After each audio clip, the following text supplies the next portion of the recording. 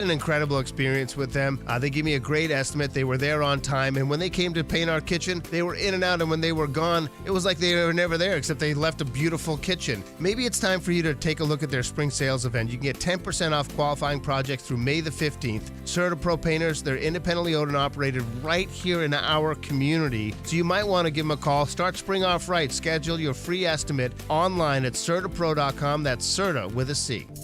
Time now for today's Spotlight on Money, sponsored by Ethos. Do you have outstanding credit card debt? Put that tax refund to work. Picture this as really a guaranteed tax-free return of whatever your interest rate is. Ted Rossman of Bankrate.com says every little bit makes a difference, especially with credit card interest rates at 20%. A 0% balance transfer card can help you tackle the principal, but it's not for everyone. A 670 credit score or better. I'm Rob Hart.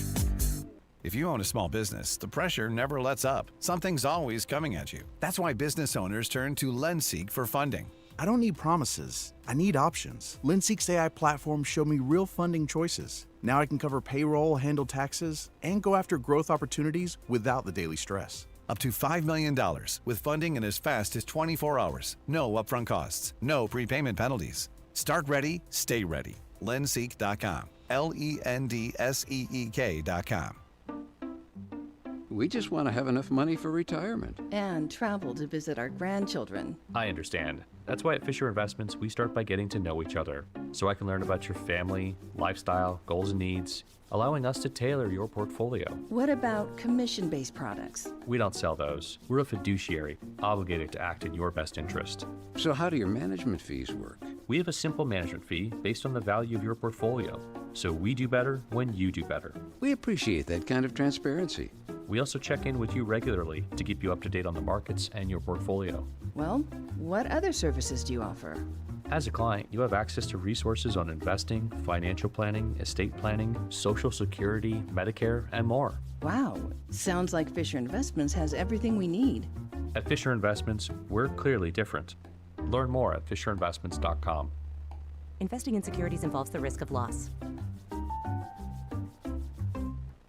Do you owe back taxes or have unfiled tax returns? The IRS won't quit until they get your money. Here's great news, fresh from those in the know. Major changes have happened at the IRS. If you owe more than $10,000, you may be eligible for a 99% reduction of what you owe. Haven't filed a return for a while? Their happy clients are talking. The IRS was going to levy my bank account, but Guardian was able to prevent that and fix all my IRS issues. Thanks again, Guardian Tax. Need relief from crushing tax debt? The IRS now has special programs. Guardian Tax knows all about them. Personal or business, this is the fresh new break you've been hoping for. We aren't the company you call when you need a hug because you're scared of the IRS. Guardian Tax is the company that wins when you need it most. Guardian Tax Service is really great to work with. They really help me out. I'd recommend them highly. Call now for a free confidential consultation. 800-499-1424. 800-499-1424. 800-499-1424.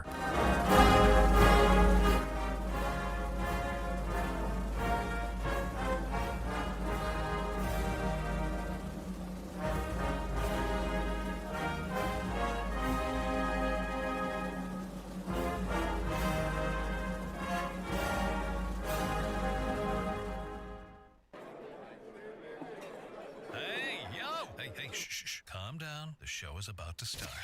Reese on the radio. Turn it up. Turn it up low. Turn it up loud. It's like a dream come true. Reese is on the radio. Yo, let's get it. Due to the nature of this program, discretion does not exist. It's Reese on the radio. Right now on WTIC News Talk 1080.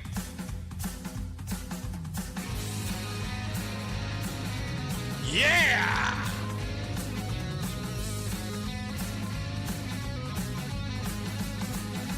Let's get ready to go.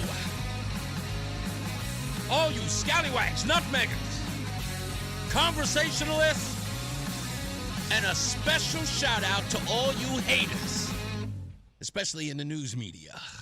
It's Reese on the radio on WTIC News Talk 1080. I am no martyr. Don't ever get it twisted. I am no martyr. I don't pretend to be, not trying to be. I just understand the rules. So I'm going to, you have all these people saying, Reese on the radio is not suicidal. I ain't suicidal. You all know that. You don't have to worry about that. But I will tell you that I have officially run afoul on the average folks who are the gatekeepers in Connecticut.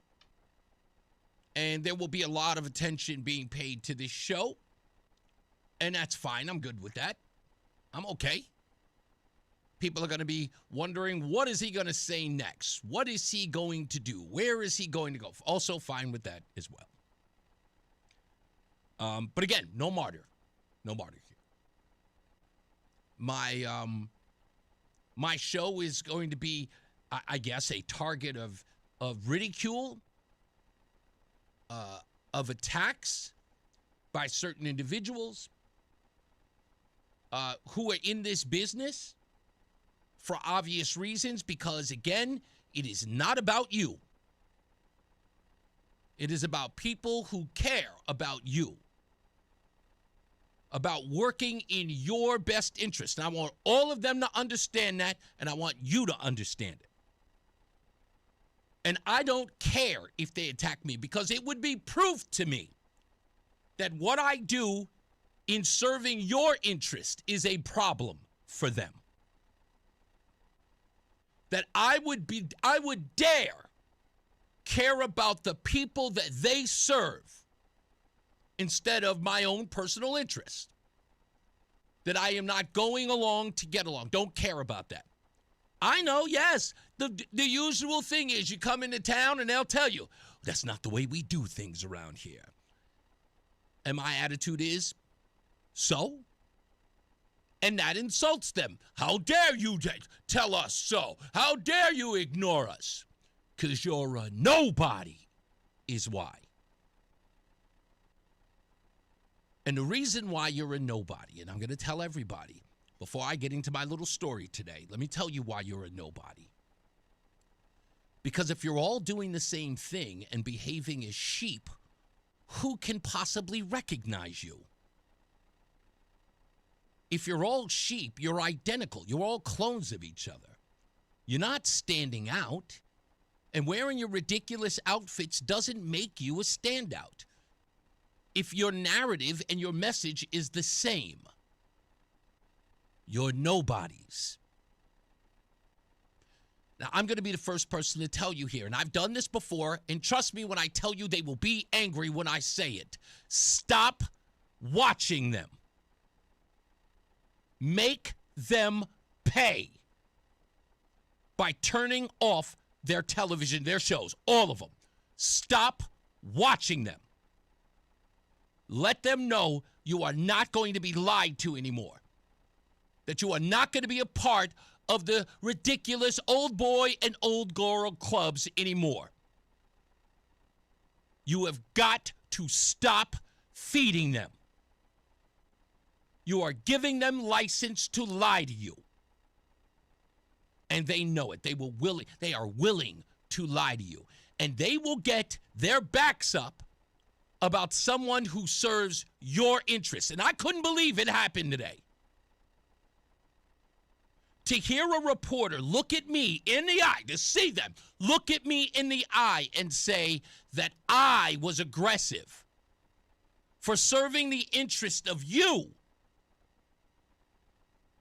by questioning the governor, who for some odd reason cannot remember that he implemented a 1% tax on restaurants, and for some odd weird way lost $500 million.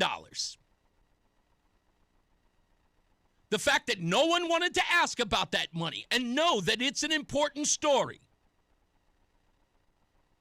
That in an election year where someone is asking for your vote to remain the governor of this state, after reporting that $500 million went into the general fund and not to tourism like it was set out. To think that in some way that my questioning of the governor about that was aggressive. Oh, and they did one step further. When I stepped out of the room and I stepped back in, I caught the reporter coaching the governor on the story. Reminding the governor of his own policy that he didn't remember. There's a reason why they don't want to serve you. And we're going to get to the bottom of it. We're going to get to the bottom of it. And I know they listen. I know they all say it. It's like, yeah, I listen to your show. Reese, I listen to your show. And they are probably treating us like, he's got no real power. He's got no real power. I don't want any power. This isn't about power. This is about right and wrong. This is about lies and the truth. This is about serving the public good. And unfortunately, we have people who have no interest in that. They've forgotten their role. Now, I'm going to say this to the left-leaning side of this audience. Back in 2017, all the way to 2020, the biggest story in the news meter was the President Donald Trump could not deal with the Fourth Estate. That he was questioning the fact or the role of the press. When Donald Trump said that the press was the enemy of the people, everybody in the news media, in the news business, was absolutely appalled that he would suggest that. And that the president could not deal with questions. That the president could not deal with tough questions coming from the media. They said that he was trying to sequester information and then demonizing the press. People were talking about the importance of the news media, reporters, and networks. To sit in that room and to hear someone say to me that I was being aggressive with the governor, knowing damn well I'm recording the exchange, blew my mind. To then watch reporters coaching him on his obvious misstep in saying that the $500 million that was stolen preceded his administration. No, trust me. I don't have to lie about this. I have it on tape, which we will play, and no one will be able to deny. To give you some background, for those of you who might not remember, in the first year in office of Governor Ned Lamont, his first budget proposal in October included a 1% tax on restaurants in order to balance the budget. That money was supposed to, and slated, to go back to the restaurants and to the communities of said restaurants to promote tourism. It was Susan Raff's reporting from WFSB that said that that money did not go to the tourism fund, but went into the general fund. And that money is missing.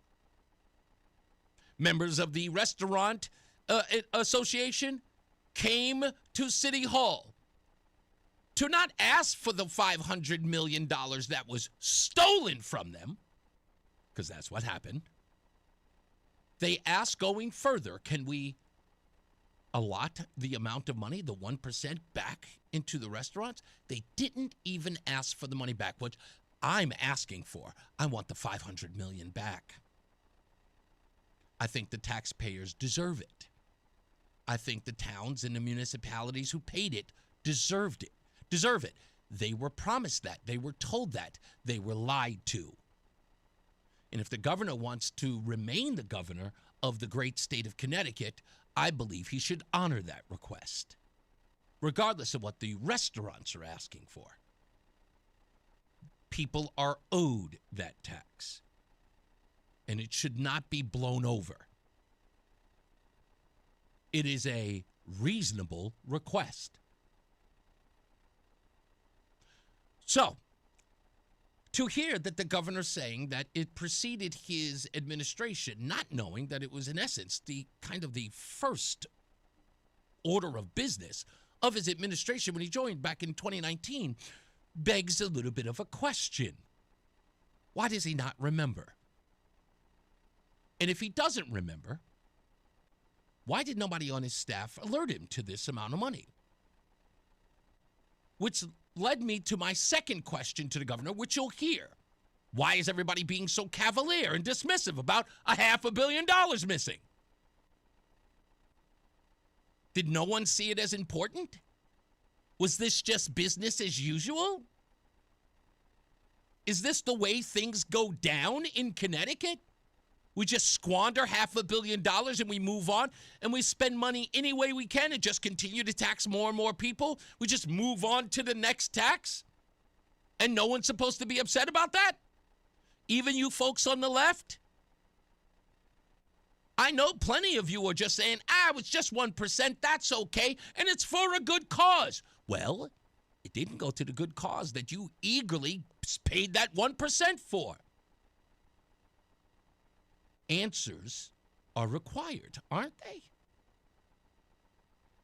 And the news media had him there. He was there for a press conference on advancing the Head Start program, or Head Start to Housing program, which is going to be another taxpayer-funded giveaway to the poor, which I barely even got into, but I did get a question in on that one. We'll talk about that maybe next week. But then they moved off to the side to ask unrelated questions. And they wanted to talk about a committee and talk about UConn and talk about Senate races. This man's in the middle of a campaign. And we just found out that $500 million got squandered. No one wanted to bring it up. And when I did, for some odd reason, they felt annoyed by it. Like, how dare you ask? Like, that's irrelevant. Your tax dollars are irrelevant? When? When has that ever been the case? Anywhere. On God's green earth. The use of your money, the squandering of your money, the theft of it. When has that never been a story? The story wouldn't be here if it wasn't reported. I wouldn't be talking about it if it wasn't reported in the news. It was a big enough story to capture me. It captured people across the country. People were talking about it on X. I saw the story once and I said, that looks like an interesting story. Let me get to the bottom of it. But before I could even get to it, it hit my feed. 5 different places on national X accounts. And I said, well, yeah, maybe this is a big story. Sure enough, it is. But not big enough for the news media here in Connecticut. They cared more about misinformation on DQuad than they did $500 million in the state. No one's even asking where the money went. Not even Republicans. And they're the ones who want to be in charge. I'm criticizing everybody who isn't asking the question. It's simple. If you can misappropriate $500 million, what else are you losing or stealing or misappropriating? And for those of you in the news media, why are you ignoring it? Why would you be mad that someone else, a colleague of yours, is covering it? And why would you coach the governor on a story he clearly doesn't even remember? All of these questions are relevant. But guess what? Make it about me. Make it about me having the audacity to ask. I want everybody to know that that's what's coming. Not about money being stolen, not about your tax dollars being misused. Make it about me having the audacity to bring it up. My mantra has always been, I await the hate. But at the end of the day, when the hate is coming my way for doing the right thing, I invite it. Please keep it coming. If that means making the right enemies, I can't wait. But I'm going to go after everybody, anybody who assists the powers that be, elected officials, who protect them in stealing the money from the people they're supposed to serve. I will never stop. You can bank on that. We'll be back. I'll play the audio for you when we return. It's Reese on the radio. Hi, this is Eric Hogarth with Money Wisdom. Unrest in the world. Should this be impacting your retirement plan? And address questions directly from you. Tune in this Saturday at 8:30 right here on WTIC NewsTalk 1080. Have bad teeth that need to be replaced? Don't like removable dentures? Worry no more. Come on down to Columbia Implant Center in Manchester any day of the week and ask for the all-on-4 procedure. Call us at 860-643-1898. Finding great candidates to hire can be like, well, trying to find a needle in a haystack. Sure, you can post your job to some job board, but then all you can do is hope the right person comes along. Which is why you should try ZipRecruiter for free at ZipRecruiter.com/free. ZipRecruiter doesn't depend on candidates finding you. It finds them for you. Its powerful technology identifies people with the right experience and actively invites them to apply to your job. You get qualified candidates fast. So while other companies might deliver a lot of hay, ZipRecruiter finds you what you're looking for. The needle in the haystack. See why 4 out of 5 employers who post a job on ZipRecruiter get a quality candidate within the first day. ZipRecruiter, the smartest way to hire. And right now, you can try ZipRecruiter for free. That's right, free at ZipRecruiter.com/free. That's ZipRecruiter.com/free. ZipRecruiter.com/free. ZipRecruiter. I'm John Morgan. There are many reasons to hire Morgan & Morgan for your injury case. Reason number 3. First, all lawyers are not the same. If my family had an injury case and I couldn't hire us, there are only about 3 to 4% of the lawyers out there that I would hire. And here's why. Most of them rarely, if ever, go to trial. They just take the last best offer. Hell, you can do that yourself. Do this. If you're looking for a lawyer, Google Morgan & Morgan results and see what comes up.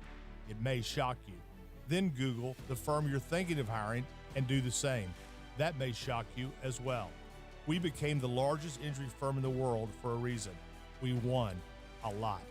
$30 billion and counting. Morgan & Morgan. Or thepeople.com. Who would I hire? I'd hire us. Injured? Dial pound law. Nicholas Russo, 157 Church Street, New Haven, 06510. And now, a WTIC news update. 2:30 Hartford, temperature 42 degrees. Good afternoon, I'm John Silva, WTIC 1080 News. Bob Cox has the forecast details coming up.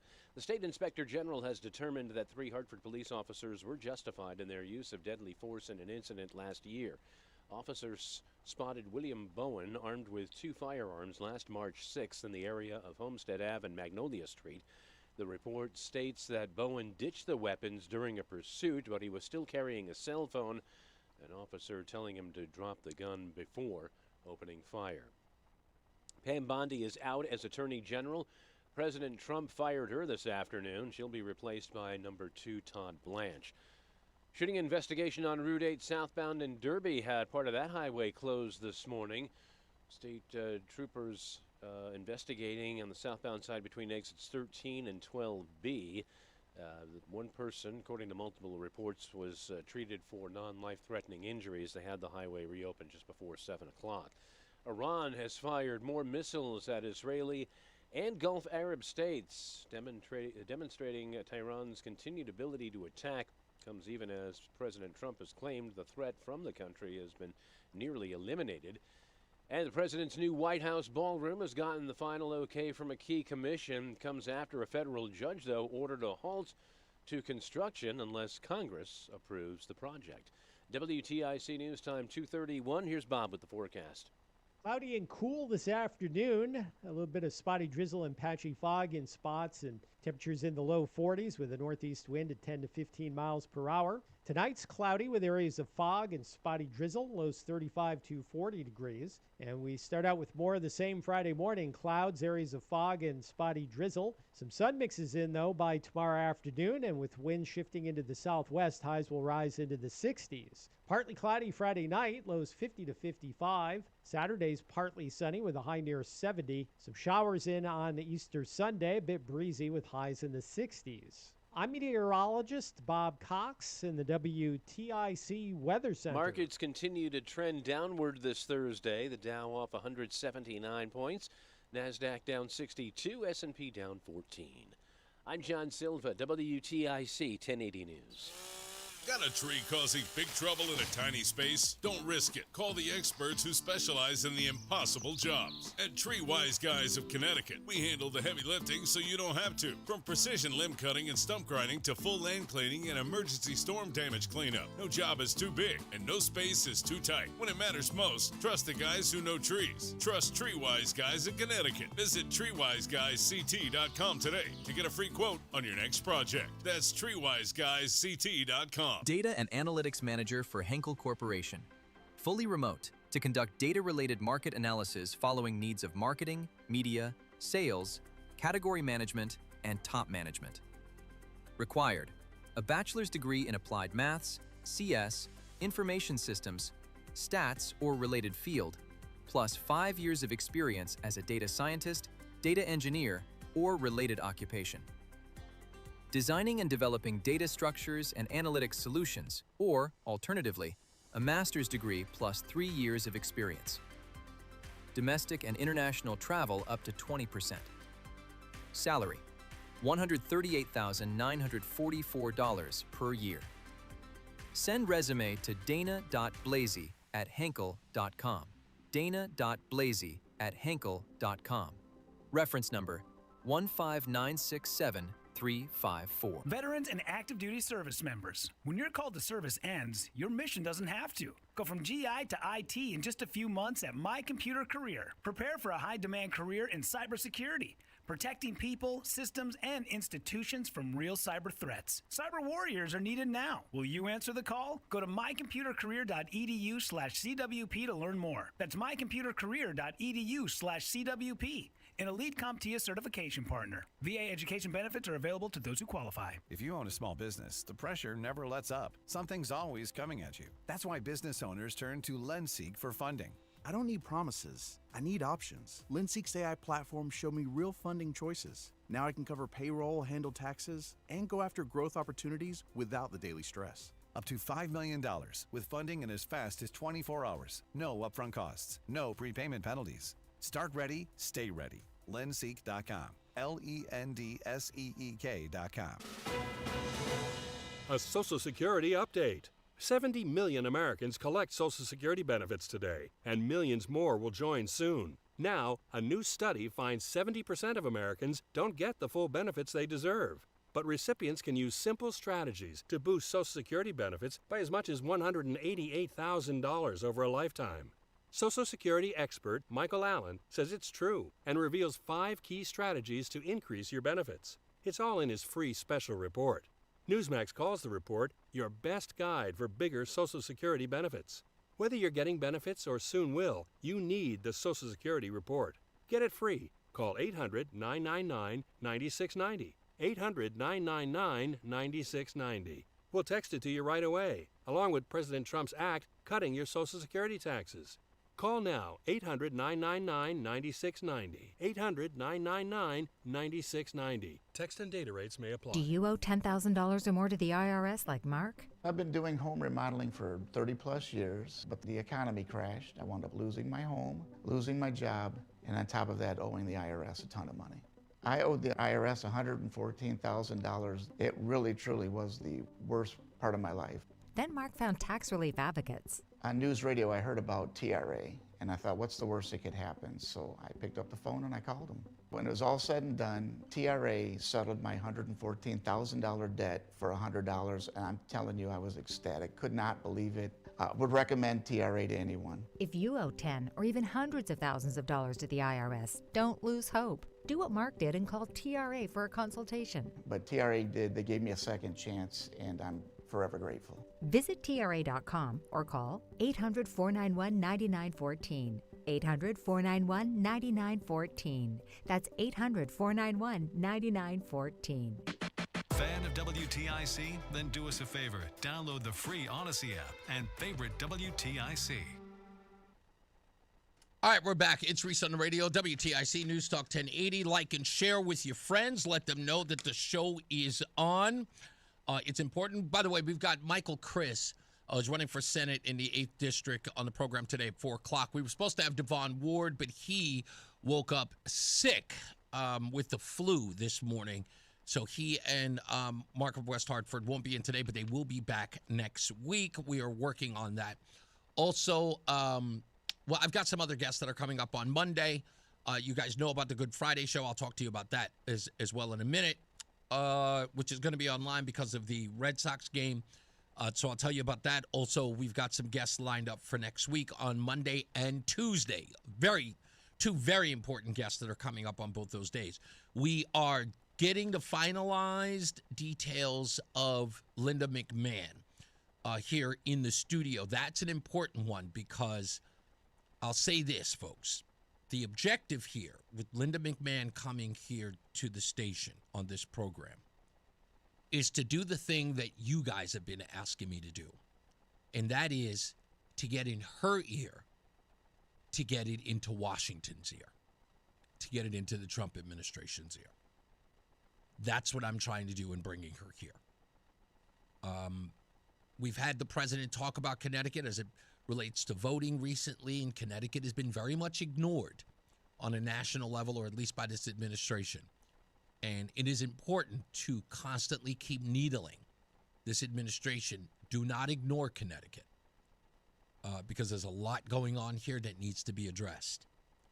And I am doing everything in my power to get the right people, one, in that chair, and two, to get a spotlight on what's happening here. Because it is evident to me that the people who are supposed to be shining a light on it have no intention to. So, with that, let's get to the points. So I showed up in Manchester, which I got the alert because everybody knows that when I first moved here, Manchester was the town that I moved to. And I loved it. I met my good friend, if not my best friend, Criss B there. I was just with him just this past Sunday. He and his wife and his daughter went to go see the Passion play in East Hartford.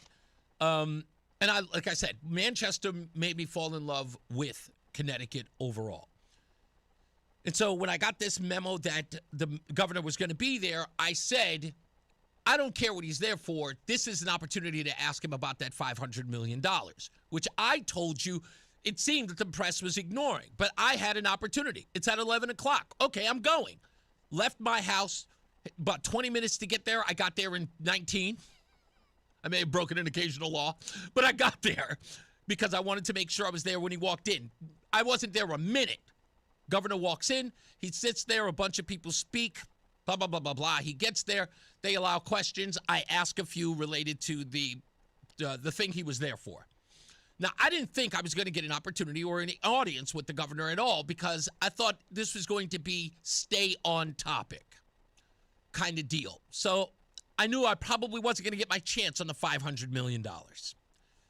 Lo and behold, I see the governor walking into a back room at this preschool. And I go to the other guys, what's going on there? Because I see the guys carrying camera and they're walking into the back. And I go, what's going on? They're going, hey, he's taking off-topic questions in the back. I look at the clock and I go, yeah, you know what? I got time. The reason why I came, there was no way I was going to walk. We're doing off-topic. I'm there. So I let everybody go. As I told you folks yesterday online, seniority rules. These people have been here 10, 20, 15 years. I'm the new guy. I don't want to step on anybody's toes, and I don't want to change the temperature in the room. but I'm going to see the mood, see where people are going, what they're talking about, and then I'm going to ask my question, which I did. Here's the first one, after everybody else went. Susan Raff did a story the other day about the $500 million the 1% tax from restaurants that was supposed to go back to tourism. What are we going to do about that $500 million that went into the general fund and now nobody can account for? Well, I think in terms of tourism, the good news is we've raised a couple of $1 million right now privately to help promote the 250th here for the state of Connecticut. In addition, we'll be using DECD money to help promote what we're doing, because Connecticut was heart and soul of what was there for the founding of this country. Will there be a return of the $500 million that was lost? I haven't gotten into that part yet. Obviously, if you take it out of the budget, something else has got to give. But right now, the way it's been traditionally done is that's going to the general fund. Like I said, we've allocated a lot of that to promoting the state. Now, that is a lie.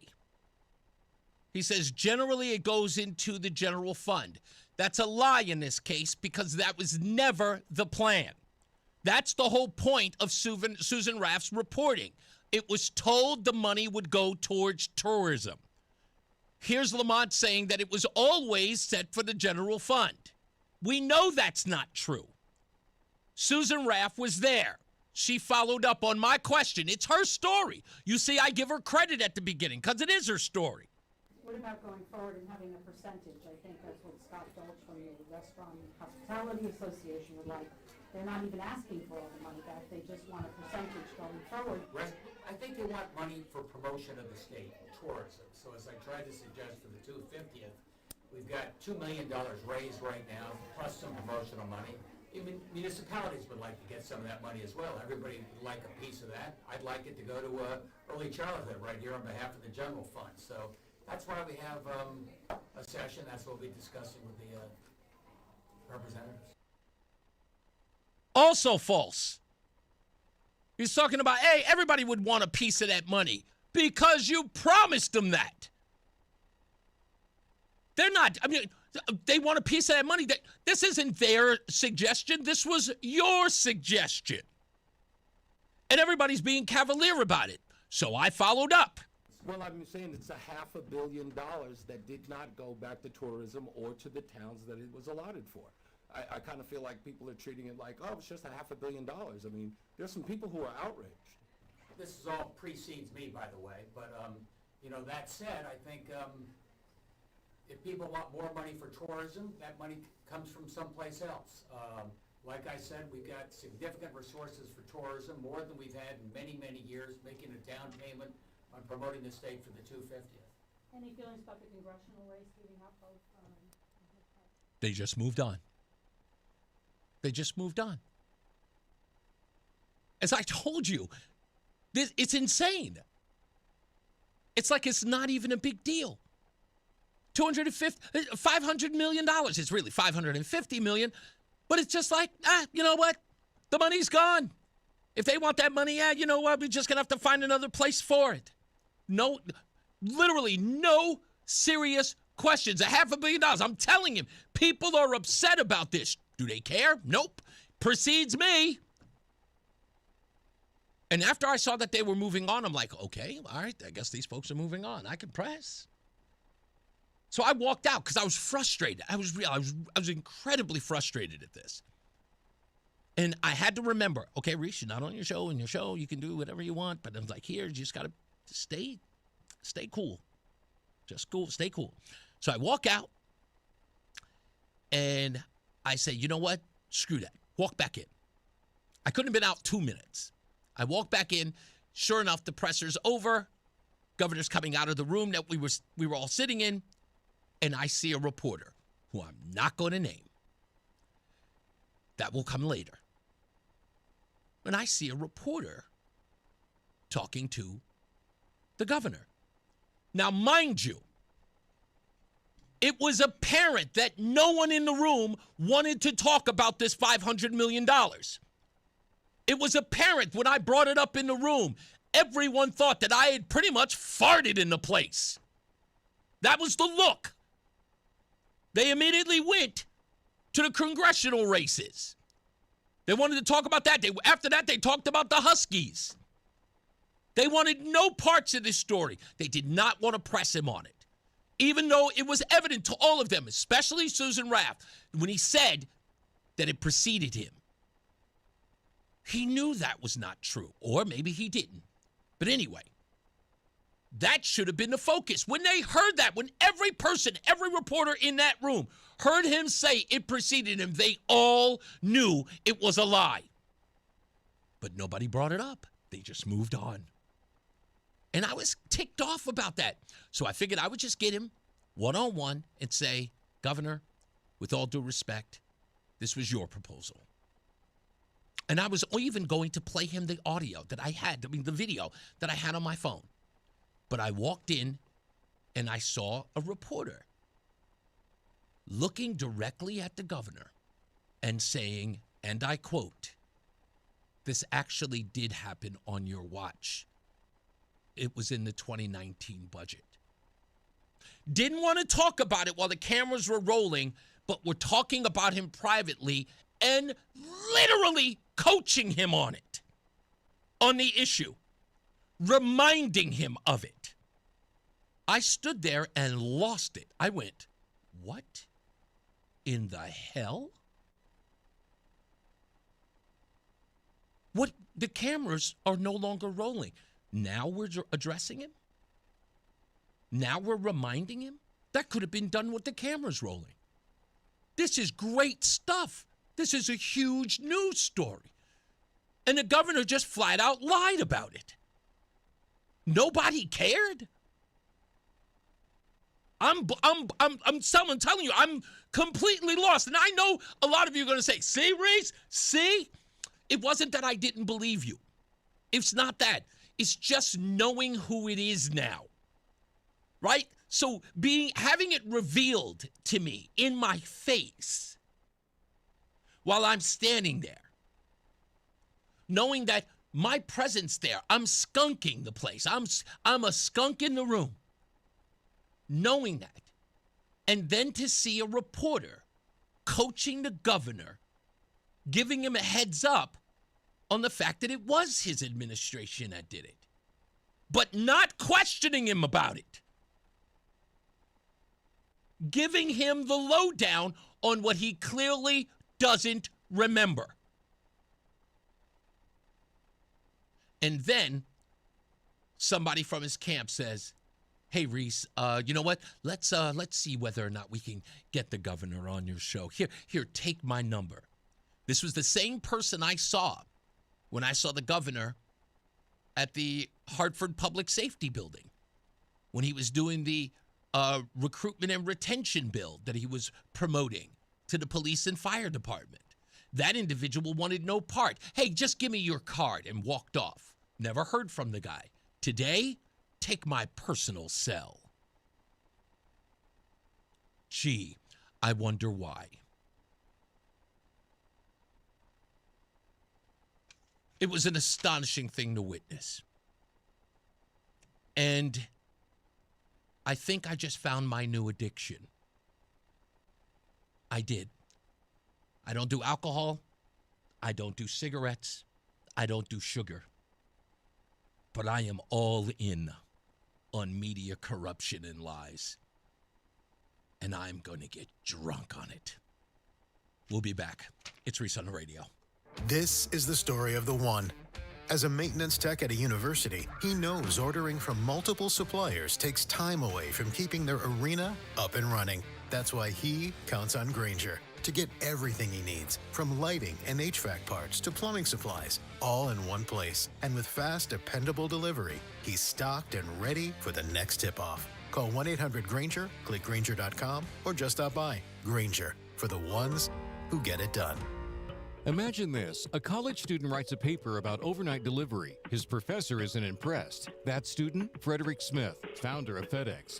Today, overnight delivery is everywhere, and now dentistry is catching up. At Columbia Implant Center in Manchester, you can get same-day tooth replacement. Walk in, walk out, with a new smile the very same day. Open 365 days a year. Call 860-645-0111. Columbia Implant Center, delivering smiles same day. Selling your house the traditional way takes time. Agents, showings, repairs, fees. It's a hassle. But what if you could skip it all and sell your home for cash, fast? At Liz Buys Houses, we buy homes in any condition. No commissions, no closing costs, no cleaning, no repairs. We understand that facing difficult situations like lifestyle changes requires support. So whether it's inherited, outdated, or you're behind on payments, we'll make you a fair cash offer within 24 hours. With Liz Buys Houses, you close on your schedule in as little as 7 days. Selling your house can feel overwhelming, but we're here to simplify the process and give you peace of mind at every stage. Thousands have sold the easy way. Now it's your turn. Liz Buys Houses.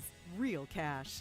Real fast. For your free, no-obligation cash offer, text FREE to 303030. Again, text FREE to 303030.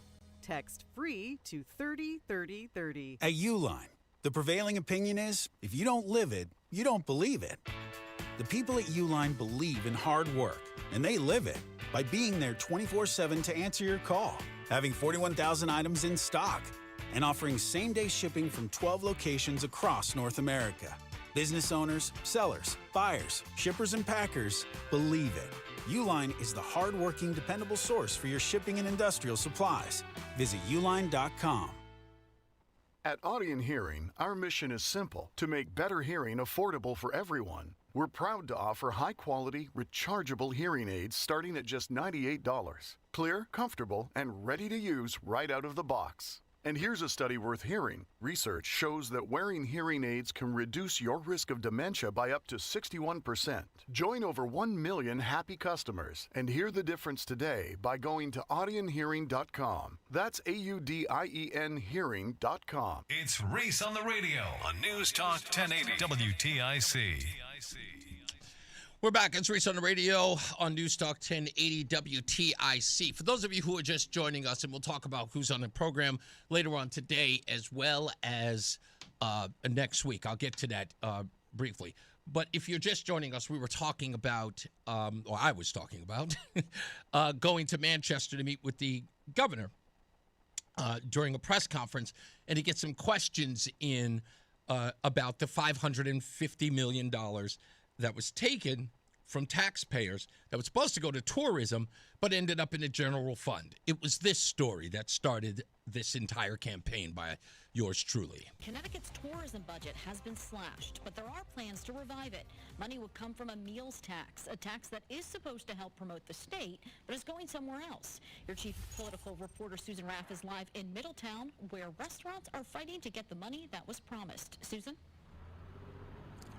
Sam, I think we can all agree that tourism is important, yet Connecticut spends far less than many other states. Now, this meals tax was supposed to go to help cities and towns, but somehow it ended up going somewhere else, straight to the state budget. Somehow it ended up somewhere else. You see the relevance of the story? Every check includes a 1% charge. That extra 1% tax has gone back to the general fund since 2019. Generating over $500 million. But that wasn't the original intent. The money was supposed to go to the city or town where the tax was generated. The owner of Tate's came to Hartford to speak at a public hearing on a bill to bring some of that money back. Now, those folks were being generous. Those folks were being kind. But it doesn't negate the fact that over $500 million was put into the general fund, and it was never supposed to go there. It's a big story. The hospitality industry is a cornerstone of whatever culture you might be a part of. And I think that it's important to understand that we can contribute much more to our communities this way than just the meal or the donation. It's money that, is generated inside our local economies, but it's sent straight to the state's general fund. Our towns get nothing, our tourism marketing budget gets nothing, and our small businesses get nothing. Scott Dolch from the Connecticut Restaurant and Hospitality Association has been leading the fight to get back the money and do what he calls common sense. Give 50% to the towns, the other 50% to the state tourism budget. So the question becomes to the governor. So is it just, it's just lost money now? We're going to start over? It's like, yeah, you know what? Yeah, we squandered $500 million. You know what? No harm, no foul. We taxed everybody for it, and we used it for ourselves, for whatever ridiculous thing we planned on it. So no harm, no foul, right? People are fighting for them to do with the money they had already planned, because the tax is still there. But guess what? No dice. Democratic and Republican lawmakers agree on this one. A lot of people think Connecticut tourism really is just Mystic, the casinos, or pizza. There's a lot more going on out there that we're not funding. Give us back what was designated for tourism. We're not asking for something that wasn't already designated for tourism. We're just asking them to give back what they've taken. Give back what they have taken. This isn't some silly little, man bites dog story. This is stolen money in the hundreds of millions of dollars. The fact that people in the state were able to generate that in a matter of 5 years is a big deal. And it didn't go where it belongs. Now, the Finance Committee will have to give approval in order for this to go to the full General Assembly. So the bottom line is some Republicans and Democrats agree that the money should go to where it was intended, but there are a lot of people who are wondering how it went so far for so long in the wrong direction. You would think that is a big story, right? Am I wrong? I mean, I'm just saying. I'm just asking. Am I? Because again, I didn't do the report. Susan Raff did. WFSB. They dedicated a considerable amount of time, as I did here. Is it not a big story? Why do it? No, they didn't call it what I called it, but we all know what it is. It's theft. And that's what it is. Now for the bombshell. I got called aggressive in my questioning of the governor. My questions, with you just heard, the audio I played for you, asking the governor about that money, I was called aggressive in my questioning of him. I'm dead serious. Who called me aggressive? Susan Raff. She said my questions were aggressive. It's her story. And my questions were aggressive. That's interesting. I couldn't believe it. Like my eyes bulged. I was like, what? What? It's your story. I gave you credit for it. It's a legitimate question. Is anybody going to see the money back? It was the question you had in your piece. I was being aggressive? What? Yeah. Dead serious. I'll play the audio for you again. You tell me. You be the judge. Maybe I was. I mean, maybe I don't know my own tone. Roseanne says that about me. He's like, you don't understand your tone. That's true. I've been guilty of that. We got to take a break. We'll be back. We have more news, more views. John Silver is in the the WTIC newsroom. We'll be back. This is WTIC News Talk 1080 with Brian and Company in the morning, Reese on the radio in the afternoon, and news around the clock. WTIC and WTIC FM HD2 Hartford and Odyssey Station. 3 o'clock, 42 degrees, cloudy skies. We'll keep temps in the 40s for this Thursday afternoon. We'll have the forecast details coming up. A former substitute teacher in the Hamden school system is facing charges of having sexual contact with children. Jack Gill is charged, according to a warrant.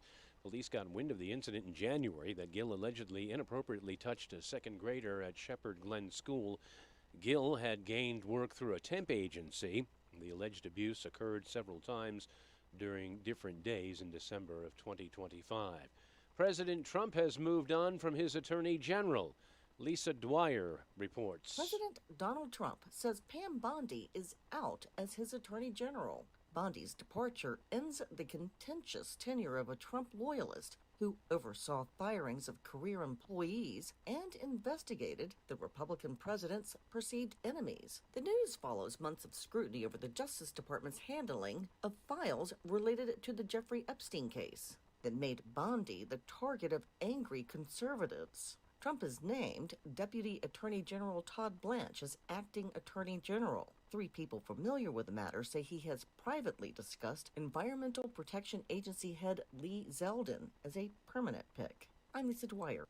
Well, the president claimed the war in Iran is nearly over in an address to the nation Wednesday night. The president is facing sagging poll numbers. He's well aware that this war is not popular. And so this really was an effort by the president to reassure Americans that there was a finish line, but without specifics about what has to be done before he can really pull the U.S. out. There are more questions this morning about his plan. Correspondent Weijia Zhang says he warned more strikes could be in the offing in Iran in the next few weeks. Meantime, gas prices up to $4 a gallon for the first time since 2022.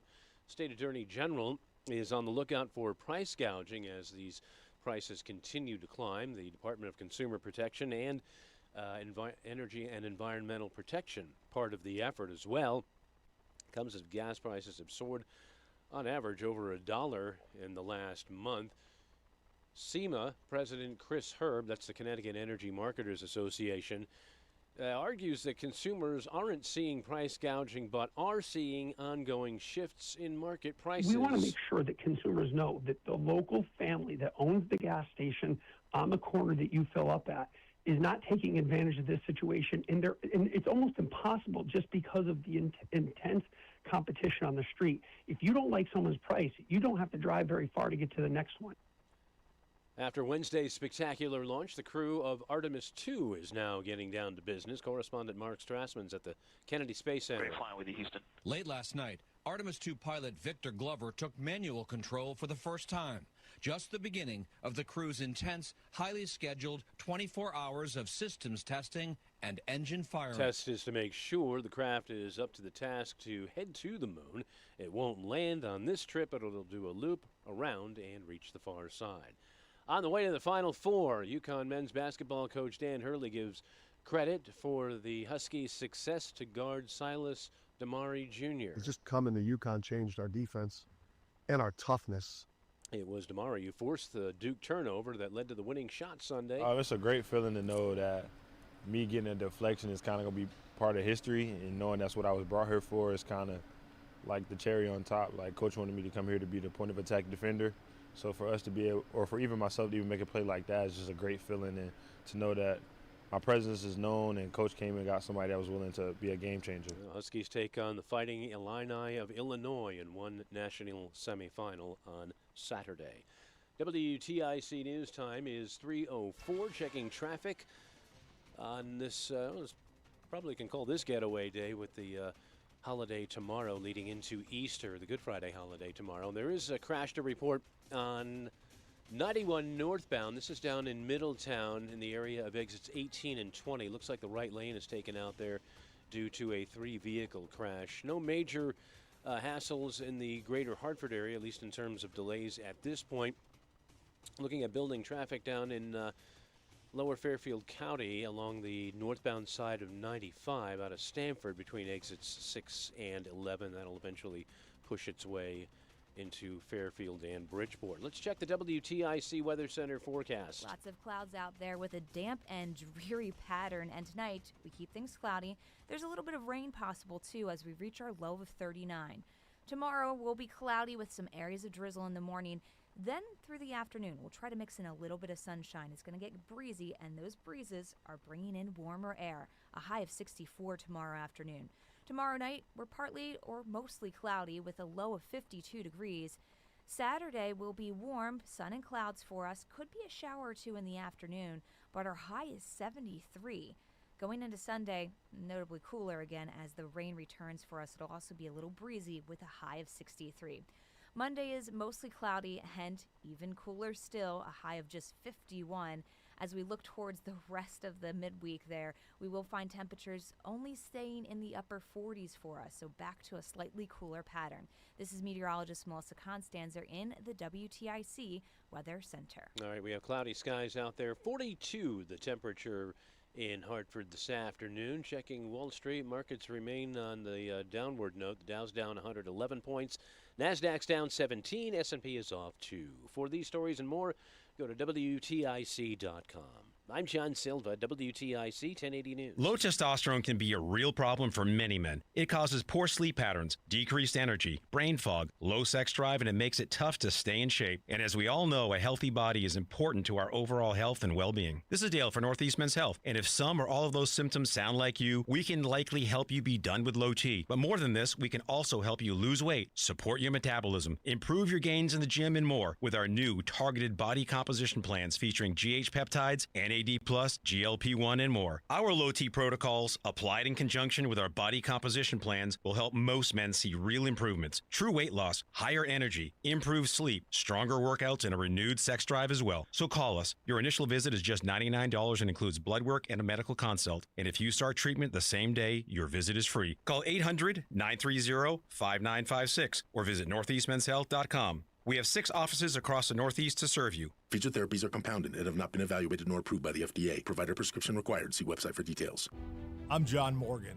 There are many reasons to hire Morgan & Morgan for your injury case. Reason number 3.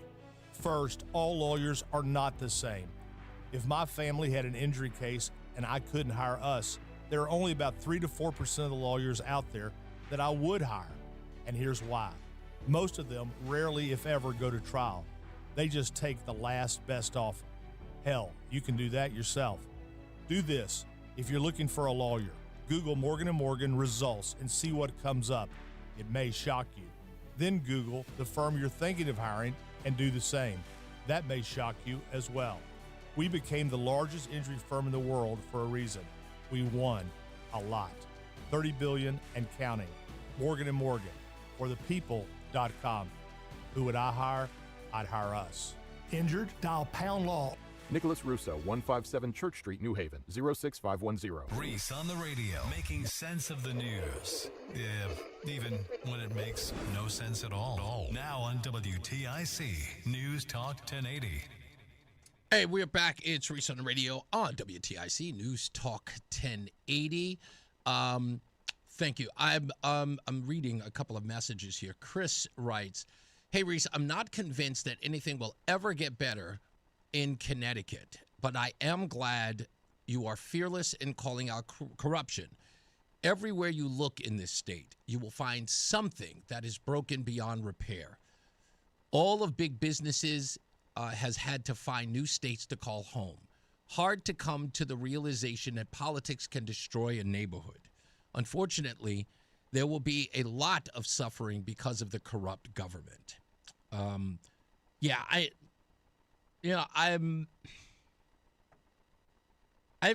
going to let you in on a secret here, Criss.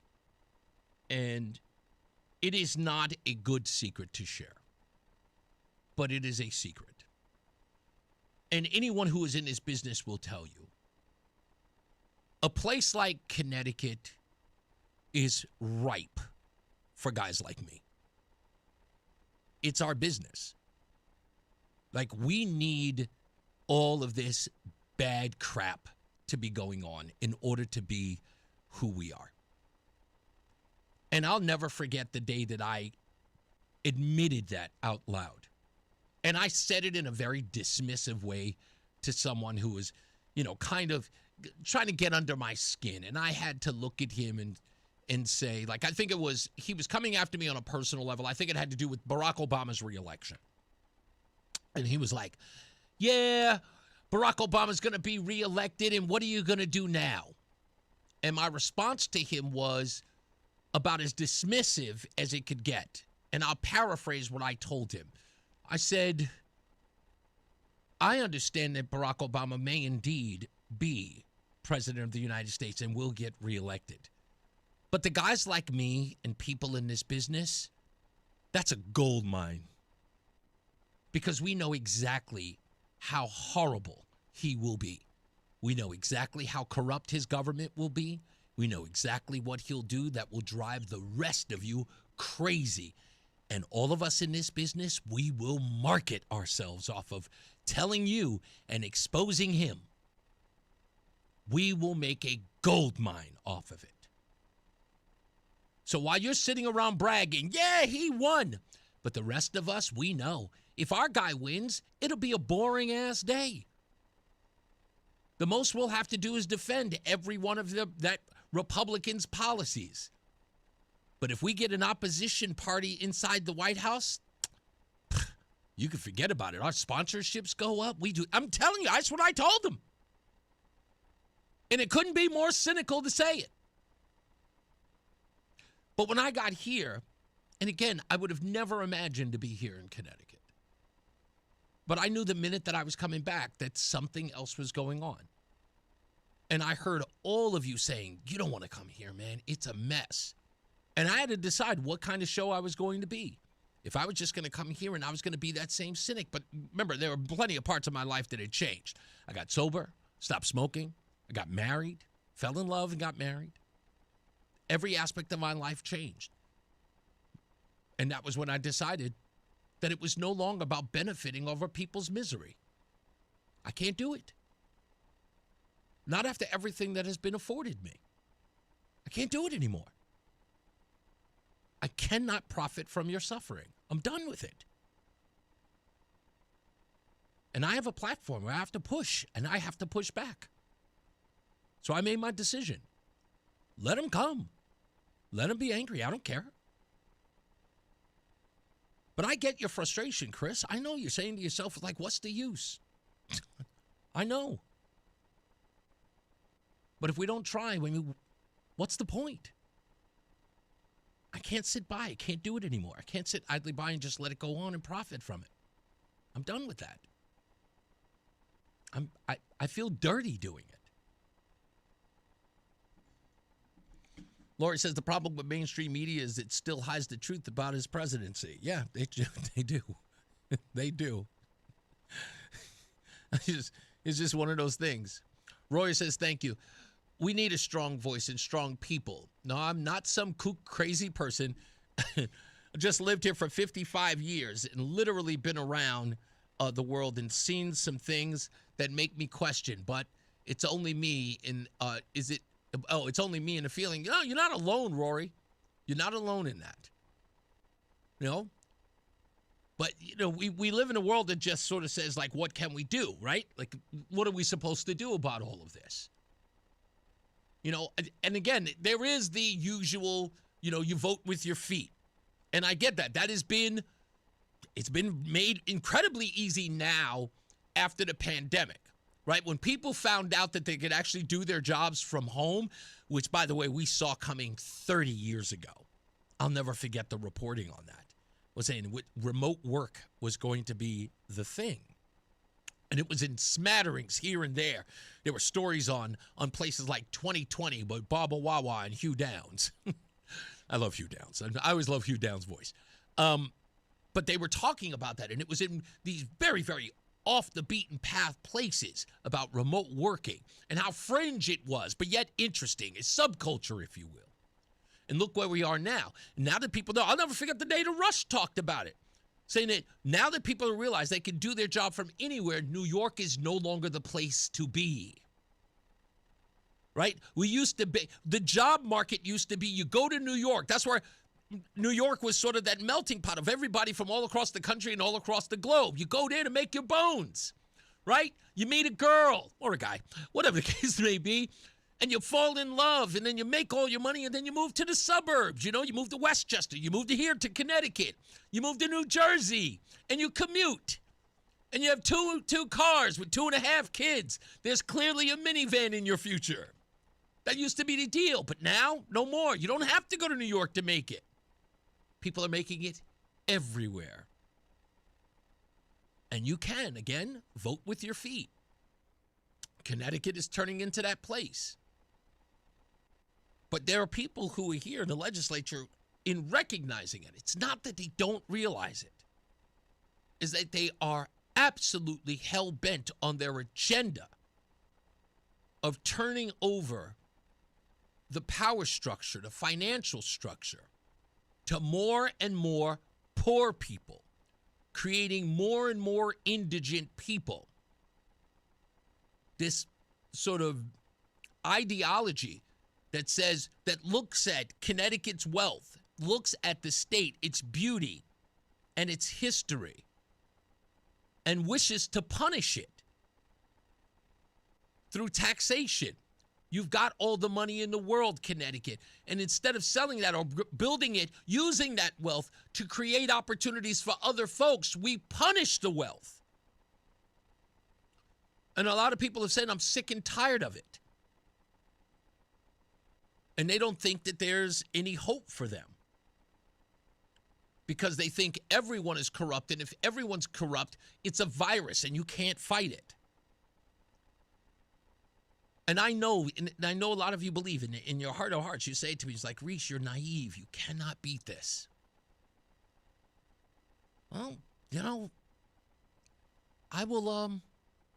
I reject that. I just have to. Donald and I were talking yesterday, and he says emphatically, you think you're going to change this state. It's never going to happen. The part about Donald that I don't seem to understand is that he's not frustrated. He knows how bad it is. And he has just decided to stick with the status quo. Probably because he's been made to believe, as many of you have been led to believe, that there's just no way of pushing back. It just is what it is. Again, I reject it. Somebody has got to do something. And like I said, I'm not trying to be a martyr. If there's anything I'm trying to do is inspire, and I'm inspiring people. Nobody should have to take this. Nobody should have to put up with this. No one should be made to. Are you free people or not? I can't help but ask, are you free people or not? I really do believe in you. There are a lot of people in this state, and I've even heard it from we're talking about the sturdiest of conservatives. I've heard it from you guys, and you know what you tell me? You tell me that Connecticut is its government. And I'm going to go back and tell a story sort of out of school, because you wouldn't know the person in general, but it's a guy by the name of Youssef. I used to do a podcast with him out in California. And we always had this constant debate. Back and forth. And the debate was, in essence, and I hate to say this because I'm not casting aspersions on the guy. He's well-meaning, but he believes, he doesn't see America as her people, which I keep trying to tell people. That's who we are. America is her people, you and me. We are the engine that drives this. But we have become a society that believes that our country is our politics or our politicians. And on both sides, they believe that. That's the reason why we have the No Kings protest. At the No Kings protest, you think about it. You listen to the things that people say. Donald Trump thinks he's a king. They believe that everything that's happening, from ICE agents deporting illegals to, just anything, for crying out loud, or tariffs, policy. They believe that all of those things are just happening by one person, right? It's the sort of like absolute, misdirection of it, blaming it on one man, not thinking there are policies and people and belief systems and just none of that stuff they wish to pay attention to. It's just focusing on one man, and he is the enemy. I go back to that movie, Arlington Road, with Jeff Bridges, Joan Cusack, and Tim Robbins, where Jeff Bridges is trying to explain to his classroom about Osama bin Laden, that they need to centralize Osama bin Laden as, in essence, not just the face of terrorism, that he was terrorism overall, that it wasn't other groups or anything like that it was just centralized to one man. And if all of us as a people focused on that one person, that in getting rid of him, in some way we get rid of the entire virus. That's the reason why No Kings has the popularity that it does, with the exception of all of the money that's being spent on it. But the average person who isn't getting paid, they believe it's centralized to Donald Trump. All of their woes are on Donald Trump. That's the way in which we look at our politics, the way that we look at America. Is that the reason why it's so bad is because of those people in Washington. They control it all. And we have ceded that to them. We've given that to them, that they are America, not you, not me. We've relinquished our own power. We've given up our own wherewithal. We have abandoned our own freedom. And we have placed everything in our lives on them. We feel like everything we do in this world is a pushback on them.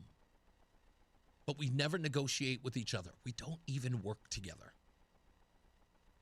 Because we don't see us as a unit. We don't see ourselves as that. And even in opposition, the reason why I communicate with people on the left as much as I communicate with people on the right is because I don't see them as my enemy. I see them as people who are either misguided, in some cases maybe even stupid, but the matter, I don't hate them.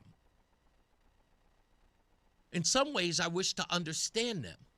Because if I can understand them, if I can figure it out, it's sort of like dealing with, not that I don't want to reduce the left to plumbing, but forgive me. I'm using an analogy here. Please don't take it personal. But I deal with it as any problem, like if your TV doesn't work or your sink doesn't work, or an electronic that you have isn't operating well. What do? You find out the inner workings and you find out what's going on that causes that thing not to work or to operate in a fashion that isn't working for you. That's the way I look at people who disagree with me. I wish to understand their operating system, why they've come to this conclusion. I address them with simple questions to get simple answers. And when they can't and they're forced to understand, it is almost like they self-correct. They go, okay, I see your point there. Okay, and I do it without malice. But the way that I see the world, and again, I could be delusional here, and it's fine if you think that way. But I see America as its people. It is all of us, every one of us. And in Connecticut, nutmeggers, the reason why I start off this show by screaming nutmeggers, conversationalists, and yes, even all you haters, we're all one. I include every one of you because you make this engine run. And I know a lot of you want to abandon it. I get it. That is a choice that you make. I will never, ever hold that against you. It is right for you, and when it's righteous for you, of course, do it. Of course. But the rest of you who either can't leave or wish that something would change, it's got to take all of us. And we've got to make a convincing case to change it around. Because believe it or not, even those on the left who support Lamont, they're sick and tired of being taxed out the wazoo every day and the money being lost and squandered and nobody taking responsibility. It bothers them too when they're at home, when they look over their finances or look at the taxes that they have to pay and the increasing number of it. They know it. Don't ever think that they don't. You try to say to yourself, you try to understand over, are these people crazy? No, they're not.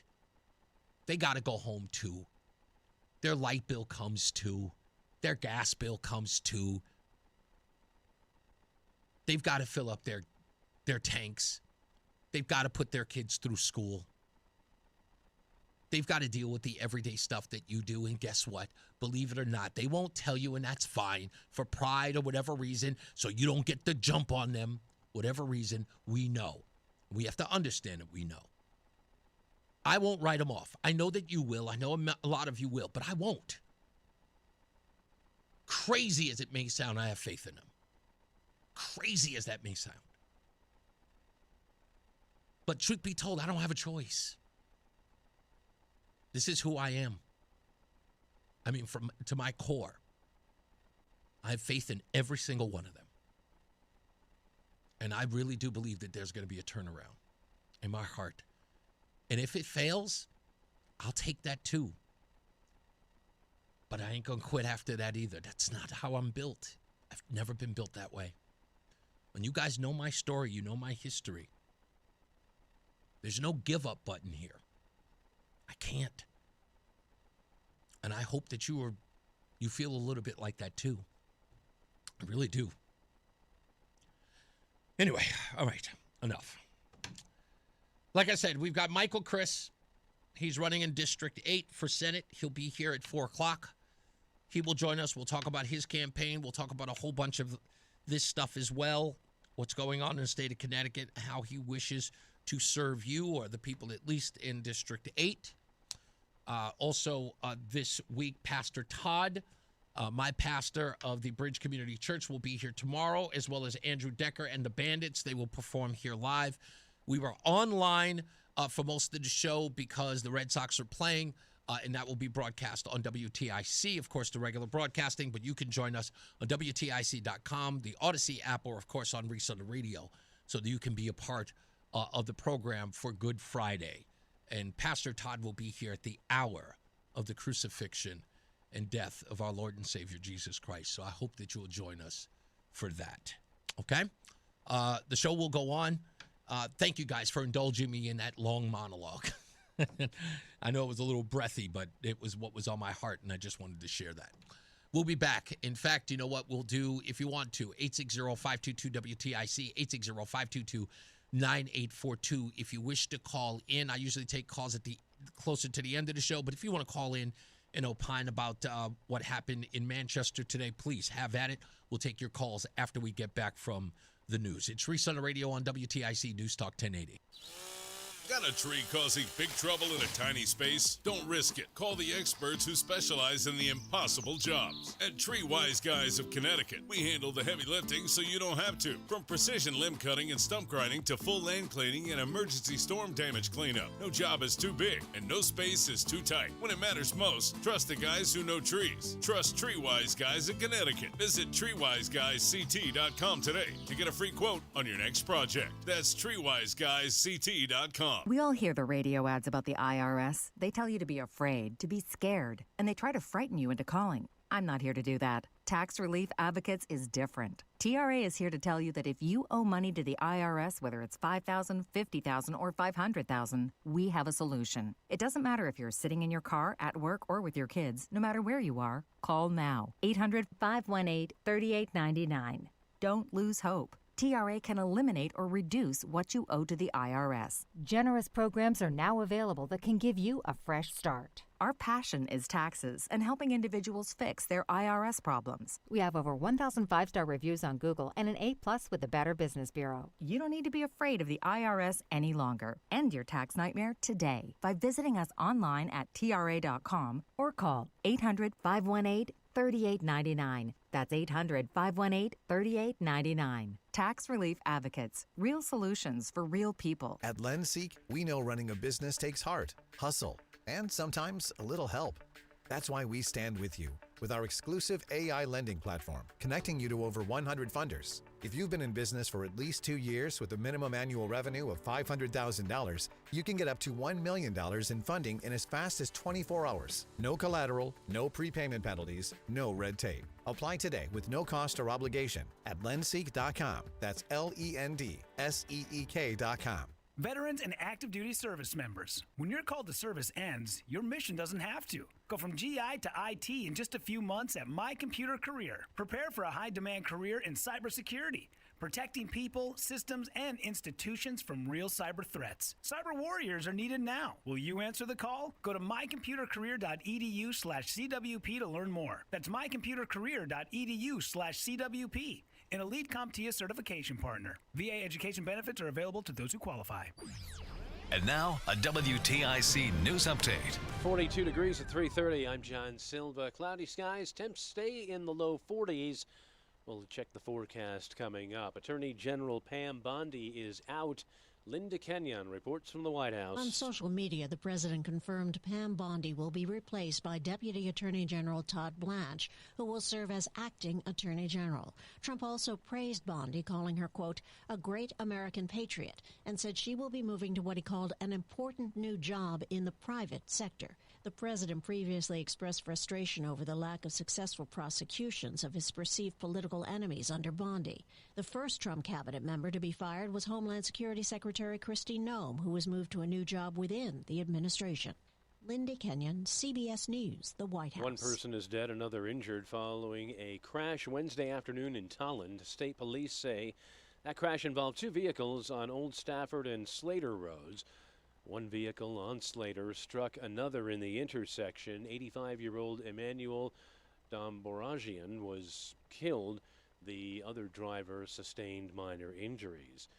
Route 8 southbound in Derby is reopened following a shooting this morning. One person sustained non-life-threatening injuries according to multiple reports. Area between exits 13 and 12B was closed as troopers processed the scene for several hours. A man who works at a daycare in Avon is under arrest. Police say Giancarlos Barrios Otero is charged with risk of injury and sexual assault in connection with an incident that was reported on Monday. State Attorney General is monitoring and accepting reports of price gouging at gas pumps. The Connecticut Energy Marketers Association says global disruptions have led to ongoing price fluctuations but not gouging. WTIC News Time is 3:32. Checking traffic, we still have a crash down in Middletown on 91. This is northbound between exits 18 and 20. Right shoulder, it should be off on the right shoulder. Most of our delays right now are confined primarily to the lower Fairfield County along the 95 corridor out of Stamford from exits 6 to 11. That's on the northbound side. Nothing really major happening in the Hartford area. Let's check the WTIC Weather Center forecast. The rest of today, cloudy and some areas of drizzle remaining for us. It's been a really damp and dreary day as we come down through the 40s. Tonight, cloudy with the chance for a little bit more rain. Our low is 39. Tomorrow, we'll be cloudy with some areas of drizzle in the morning, then perhaps some sunshine as it gets breezy through the afternoon, a high of 64. Tomorrow night, we're partly to mostly cloudy with a low of 52. And then Saturday will be warm with a high of 73. This is meteorologist Melissa Constanzer in the WTIC Weather Center. I'm John Silva, WTIC 1080 News. Winning doesn't start on game day. It starts with preparation, trust, and the right team. Just ask UConn's Braylon Mullins. I trust the team at BPS Lawyers, just like I trust my teammates on game day. At BPS Lawyers, we prepare like champions, fighting for you in personal injury, family law, and more. I'm Nick Payne-Deris. At BPS Lawyers, we're one full-service firm. All your legal needs, always. BPS Lawyers, your lawyers for life. Time now for today's Spotlight on Tech, sponsored by Ethos. The iPhone 17 has been a big hit in China. Counterpoint Research reports that iPhone sales jumped 23% during the first 9 weeks of 2026, despite overall smartphone sales declining in China. The report says Apple benefited from e-commerce discounts and iPhone 17 subsidies. Apple and Huawei are expected to be the most likely smartphone makers to expand their market share in 2026. I'm Jason Brooks. My name is Christine, and I'm a widow. My husband, Ryan, was a healthy 34-year-old, and 3 months later, he was gone. Thankfully, he had life insurance. Ethos made it so easy. You can get a quote in seconds, apply in minutes, and get same-day coverage. 100% online, no medical exam. Life insurance didn't take away the loss, but it did give us the space to just grieve. Get your free quote at ethos.com/protect. Ethos.com/protect. Paid spokesperson. Time spent on application may vary. Online health questions required. Welcome to Radio Rental. The scariest stories you've ever heard in your life. All told by real people. And off we go. This wasn't a human being that I saw. There's something here in this house. Something not of this world. There was a woman moving through the hall. I stepped back and I was completely alone.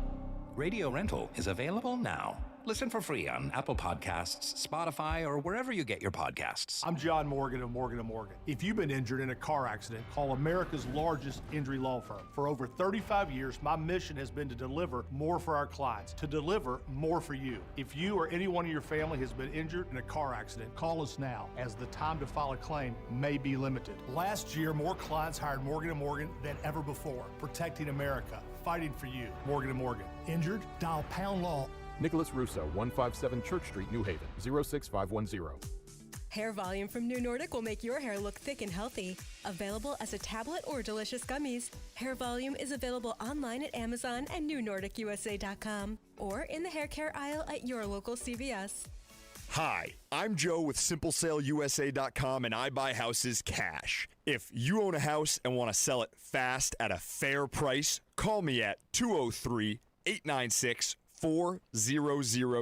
I can pay cash and close in as little as 7 days. I buy houses in any condition, any price range, and more importantly, anywhere in Connecticut. I'm a private real estate investor who buys several houses a month, and I want to buy more. I buy inherited houses, divorce houses, behind in payment houses. I even buy my tenant won't pay me the rent houses. Do you own a house that is trash and needs thousands of dollars in repairs? Great, because I love buying junk houses. I buy vacant houses, abandoned houses, condemned houses, and even foreclosure houses. If you own a house and want to sell it fast, call me at 203-896-4000. That's 203-896-4000. 203-896-4000.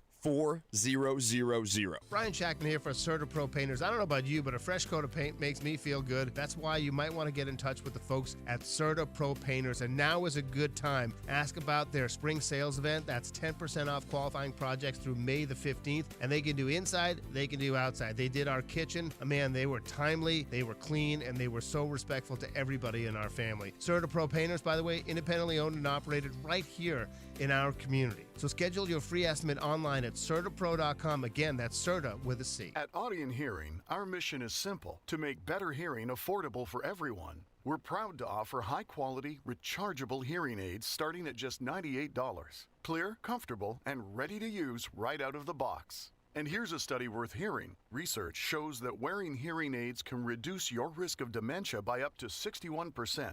Join over 1 million happy customers and hear the difference today by going to audionhearing.com. That's AUDIEN hearing.com. My name is Whitney Allen, and I'm a widow. My husband Ryan died. We never thought we'd ever have to use life insurance, but the unexpected happened. With Ethos, signing up was fast and 100% online. You can get a quote in seconds, apply in minutes, and get same-day coverage. No medical exams, and you can get up to $3 million worth of coverage. I'm grateful we were prepared. Get your free quote at ethos.com/radio. That's ethos.com/radio. Paid spokesperson. Time spent on application may vary. Online health questions required. Listen to WTIC News Talk 1080 on the free Odyssey app.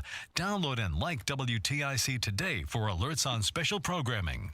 Now, you guys may know that regardless of what's going on in my personal life, even here, there is some breaking news, of course, that happened at the beginning of the show, that Attorney General Pam Bondi is no more. She has been let go. She's going to be moving back to the private sector. And right now, Todd Blanche is going to be the interim AG. It has been alleged that the EPA secretary is, and he's not really the secretary. He's like, I guess he is. Anyway, head of the EPA. Lee Zeldin is going to be taking over. It's alleged that he's going to be the guy that takes over. I heard CNN talking about this last night as with regards to Pam Bondi. I'm going to get into that in a second. So stay tuned for that, because there's something that I'm very, very interested when it comes to the news media and, of course, people on the left. And I didn't know. I noticed that they did not do something that's very typical of them when things like this happen. So I'll talk about that in a second. But let me get to the phones real quick. Let's start with my good friend Simsbury Joe. What's up, Big A? Hello there. So I say the following with love and respect for you, Reese. Yes. You're delusional. I know. And I know you do say it with love and respect. I know you're not trying to hurt my feelings. No, not at all. So the reason I say that is yesterday I was having a conversation with someone who I have a lot of respect for. And you know what they did? They used fighting words, but in the end, after they explained it, they weren't fighting words. They were probably more right than what I wanted to recognize. They said that I'm a liberal. And the reason that they said I was a liberal and why I'm saying what I'm saying about that is that we were talking about the far left. And it is my belief that people on the far left are evil. There's something wrong with them. They're trying to destroy this country. And those people are very different from people that are liberals. I have no problem with liberals. Good point. And the point we were talking about, one of a few points, but the big one was the whole thing with the Somalis stealing the billions of dollars. Sure. And I started talking about, think about all the people who are suffering in Minnesota and other places where the Somalis were doing this. Yeah. California. and, you know, how they couldn't get food, how they can't pay their bills, which is liberal talk. Yeah, sure. People And who the are fact out on the is streets. Yeah, liberals agree with me. Mm-hmm. Far left, you don't hear them going after the Somalis. No. That's why this person called me a liberal. And then the other thing we were talking about, which might be of interest to people, is we had both read the same story. I'd sent it to him about Canada, where single moms with 2 kids are eligible for getting food at food banks. Okay. But single dads with 2 kids are not eligible. Wow. Yeah.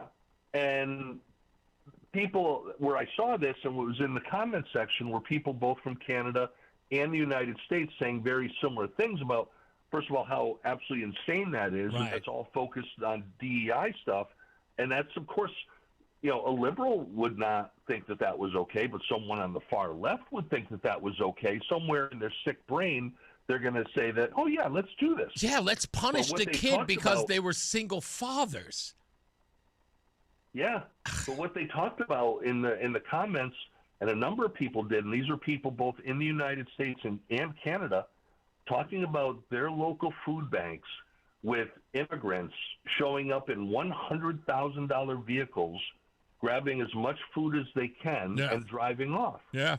And again, I look at that as the liberal in me, which is no longer an insult, is looking at it and saying, why do people not see this as being extremely wrong? Yeah. Because the whole point of the article was actually about food banks in Canada running out of food. So now we got people both in the United States and Canada who are immigrants with $100,000 vehicles, and I don't even drive a $100,000 vehicle, and I'm successful, Yeah. showing up at food banks to grab food for them and 10 family members. But remember what that's about, though, Joe. The reason why these folks, or those on the far left, take no issue with it, and they kind of expose who they are in their hearts, right? The only thing they want, truly, is payback by any means necessary. These people are so hateful, and they want such destruction and anarchy, they are willing to accept the worst type of behavior and applaud it because that's who they are, right? Remember, the death of Charlie Kirk should have made every reasonable person go, I didn't like the guy, but that's horrendous. But the worst part of the left, and that is the far left, they found a way to celebrate it because to them, any way to shut up Charlie Kirk was acceptable to them, even murdering him. And they were willing to take that. They were willing to cross that line. That's just who they are. Yeah, you just used a couple of magic words, anarchy and hate. And that's where, you know, I was half joking with you about you being delusional, but I'm sorry, I would be lying to people if I didn't say that when it comes to the far left, and I really just draw that distinction, I have tremendous hate for a lot of people on the far left because I don't see them doing things from a far left perspective to make the country better. I see them doing things to try to destroy the country. Yes. And I said to someone yesterday that we have never seen this in the United States of America, maybe other than if you want to redefine the Civil War, where you had such a group of people who were allowed to fester and have positions of authority to spread this venom of anti-Americanism.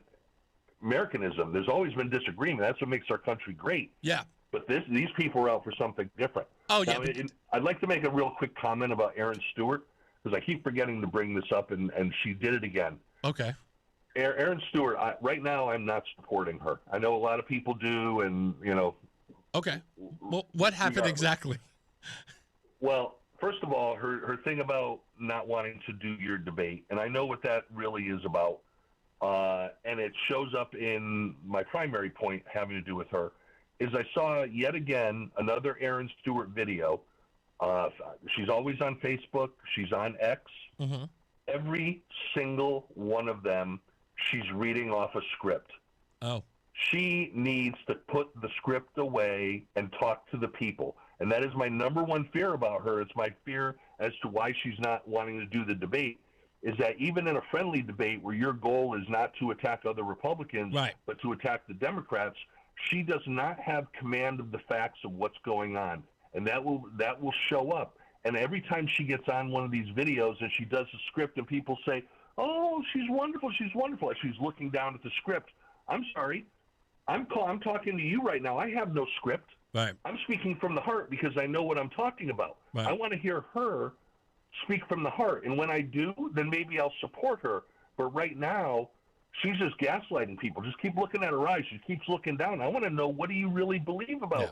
Well, her team, I know her team. About. I know her team listens to the show. I hope she'll take that to heart. I think it's a fair criticism if that is to you. If she sees that, or if other people have been talking about that, I'm sure it's the sort of what's the old saying?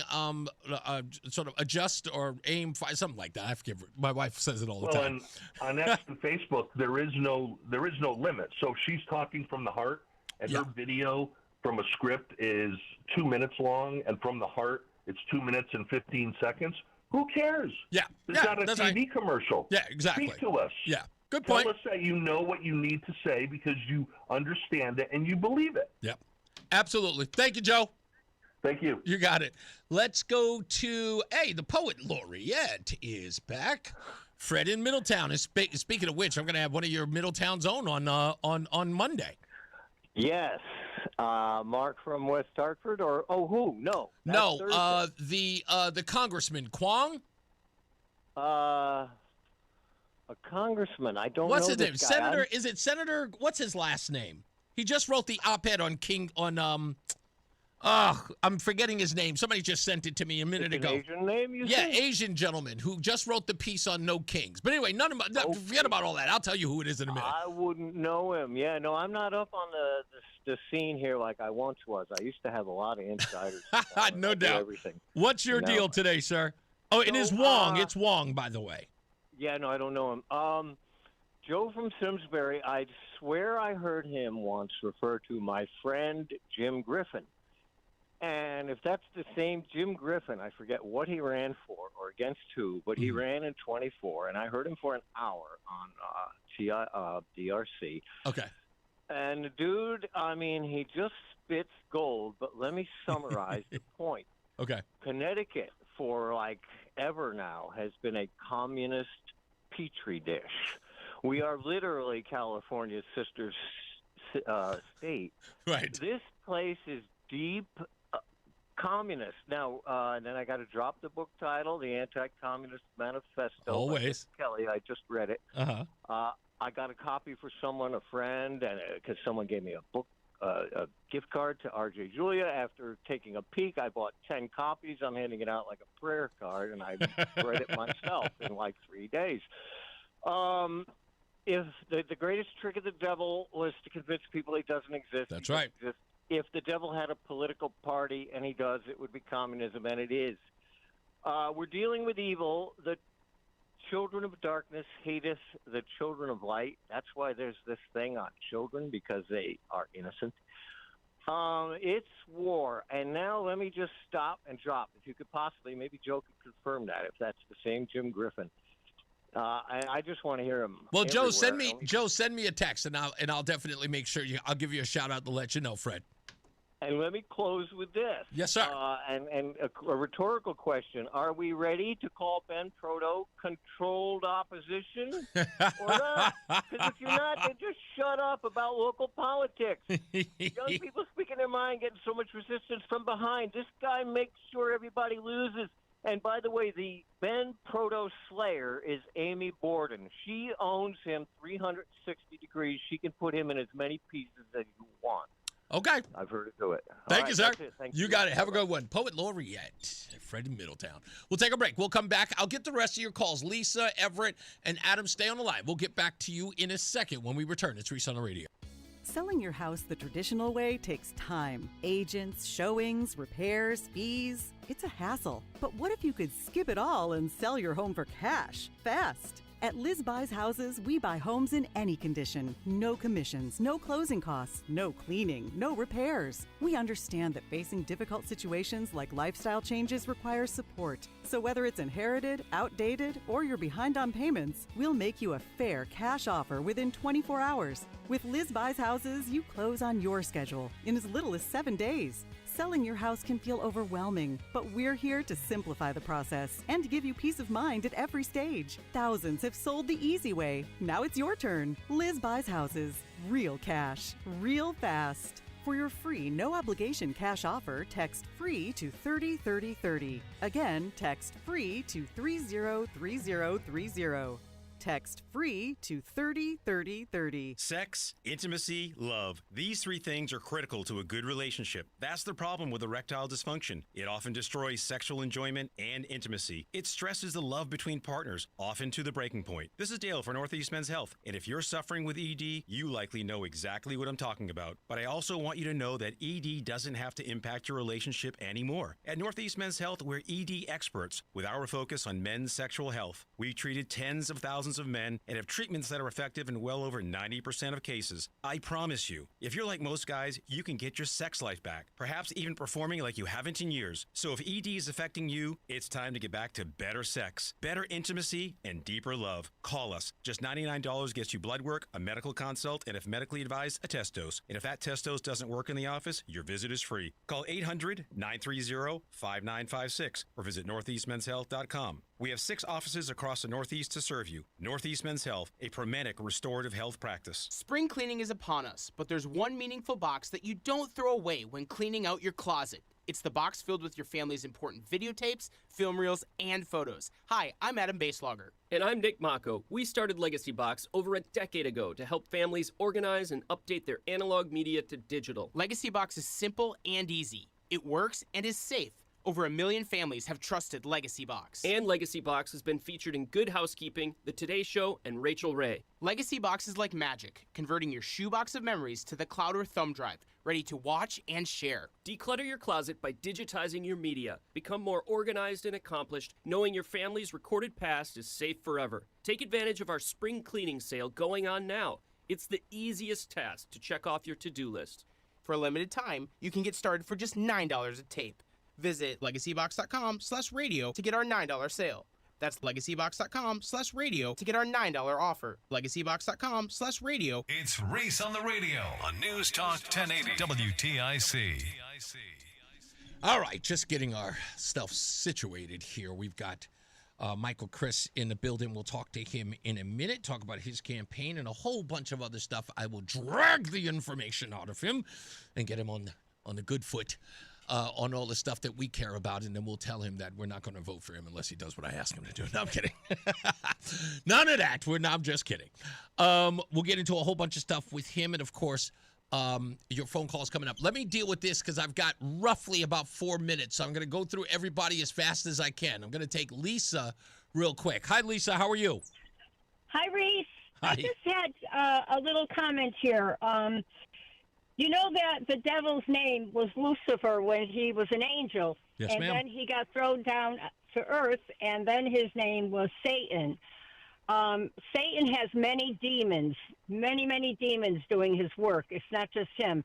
And I'm sorry, but I believe that good part of the Dems are demons doing his work because they're so evil, and we talked about this. I'm very afraid of them. I know you are, and I, it's funny because Lisa, you brought up something that my wife has brought up before. Let him grab a seat. My wife brought this up before. So recently, my wife has been able to sleep through the night, and I asked her just recently. I said, you've been sleeping through the night a lot lately, and she says, I finally had to stop watching the news. I had to stop watching all of those things that were actually keeping her up she says that it was keeping her up at night. Like you, or talking about those things were worrying her. Like every day she was worried, and I don't say this to be sexist in any way, but my wife likes to express to me that women's brains, if they were a computer, it would be like 100 windows open at the same time. Exactly. No, she's right. It is women more. Yeah. Yes. And that's the way in which she, it's hard for her to get sleep when her mind is racing like that. So I totally get where you're coming from. It's like your fear, hearing it from my wife blew my mind because I was like, really? And she was like, yeah. And I kind of have to take that into consideration. So I don't in any way reject the way in which you view it because we have to consider that, and we have to keep our head on a swivel. Yep. Yeah. I wish I could, my husband's like, look, what's going to happen is what's going to happen. I hope they throw the bomb right out our house if it happens. That way, we'll all go.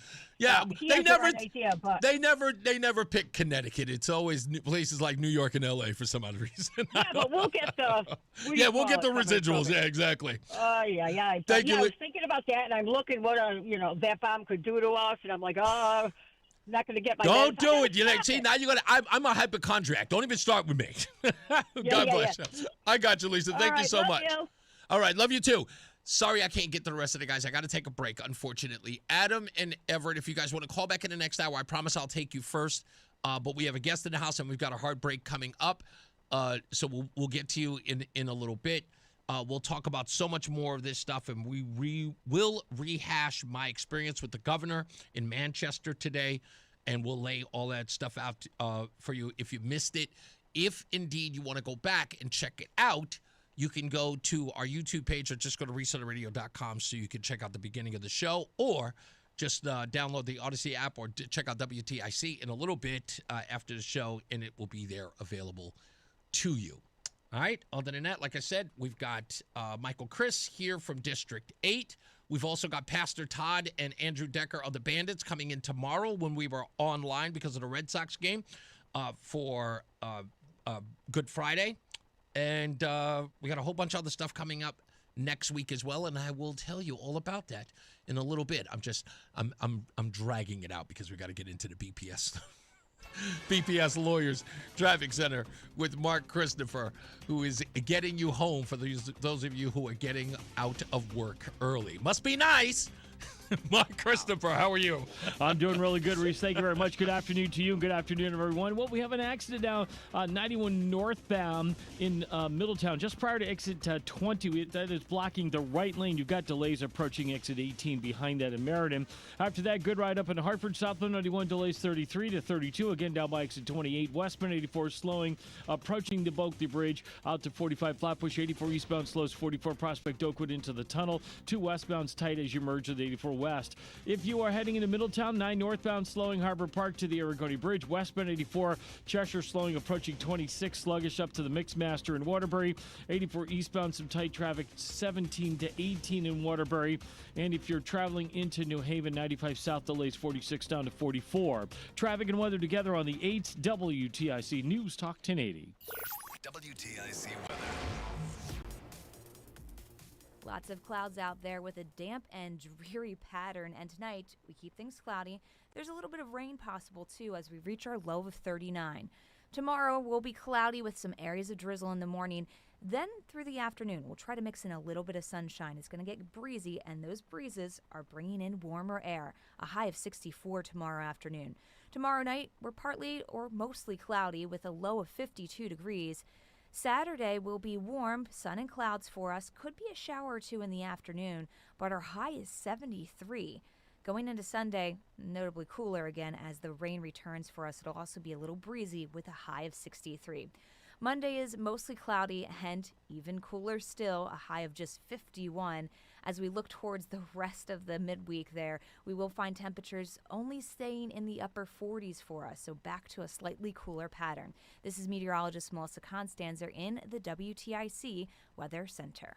There's a lot happening in Washington and in your local neighborhood. Follow WTIC News Talk 1080 on the Odyssey app to keep up with the latest.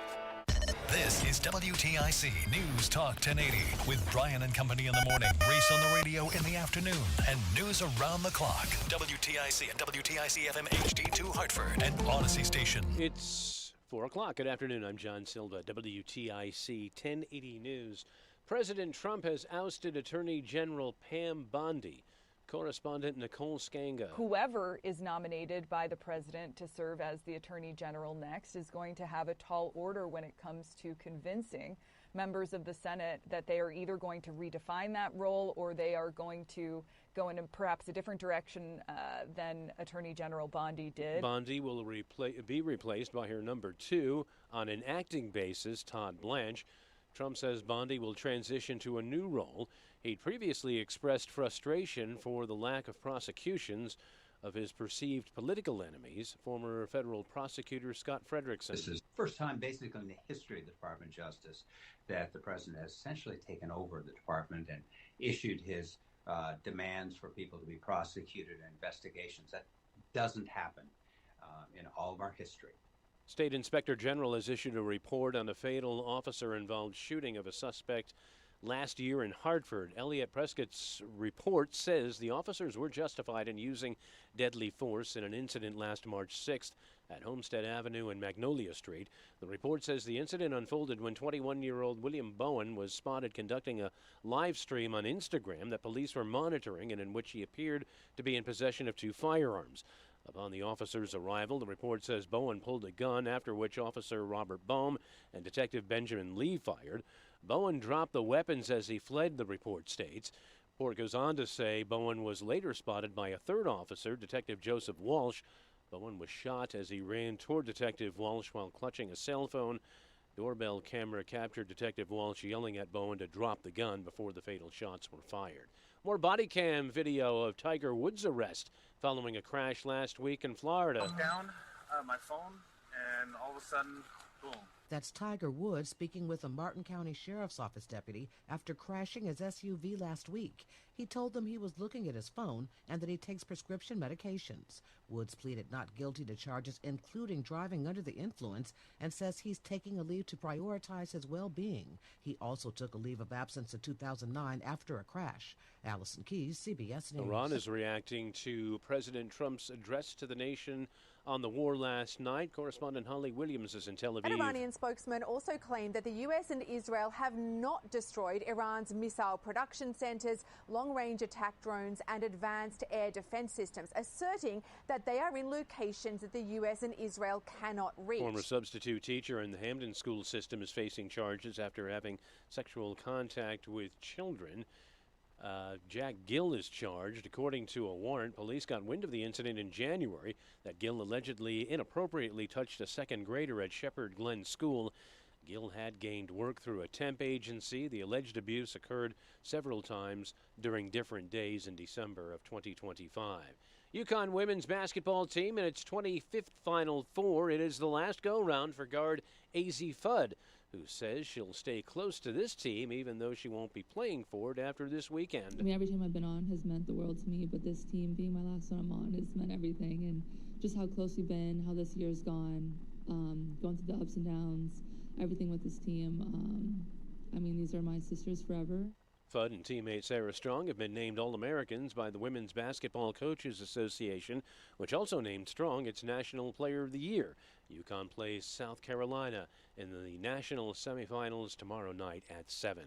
Wall Street, the Dow down 54 points, NASDAQ up 38, S&P up 7. I'm John Silva, WTIC 1080 News. Coverage varies by plan. View contracts and exclusions at EnduranceWarranty.com. Auto repair bills are through the roof. $3,000 to replace the transmission.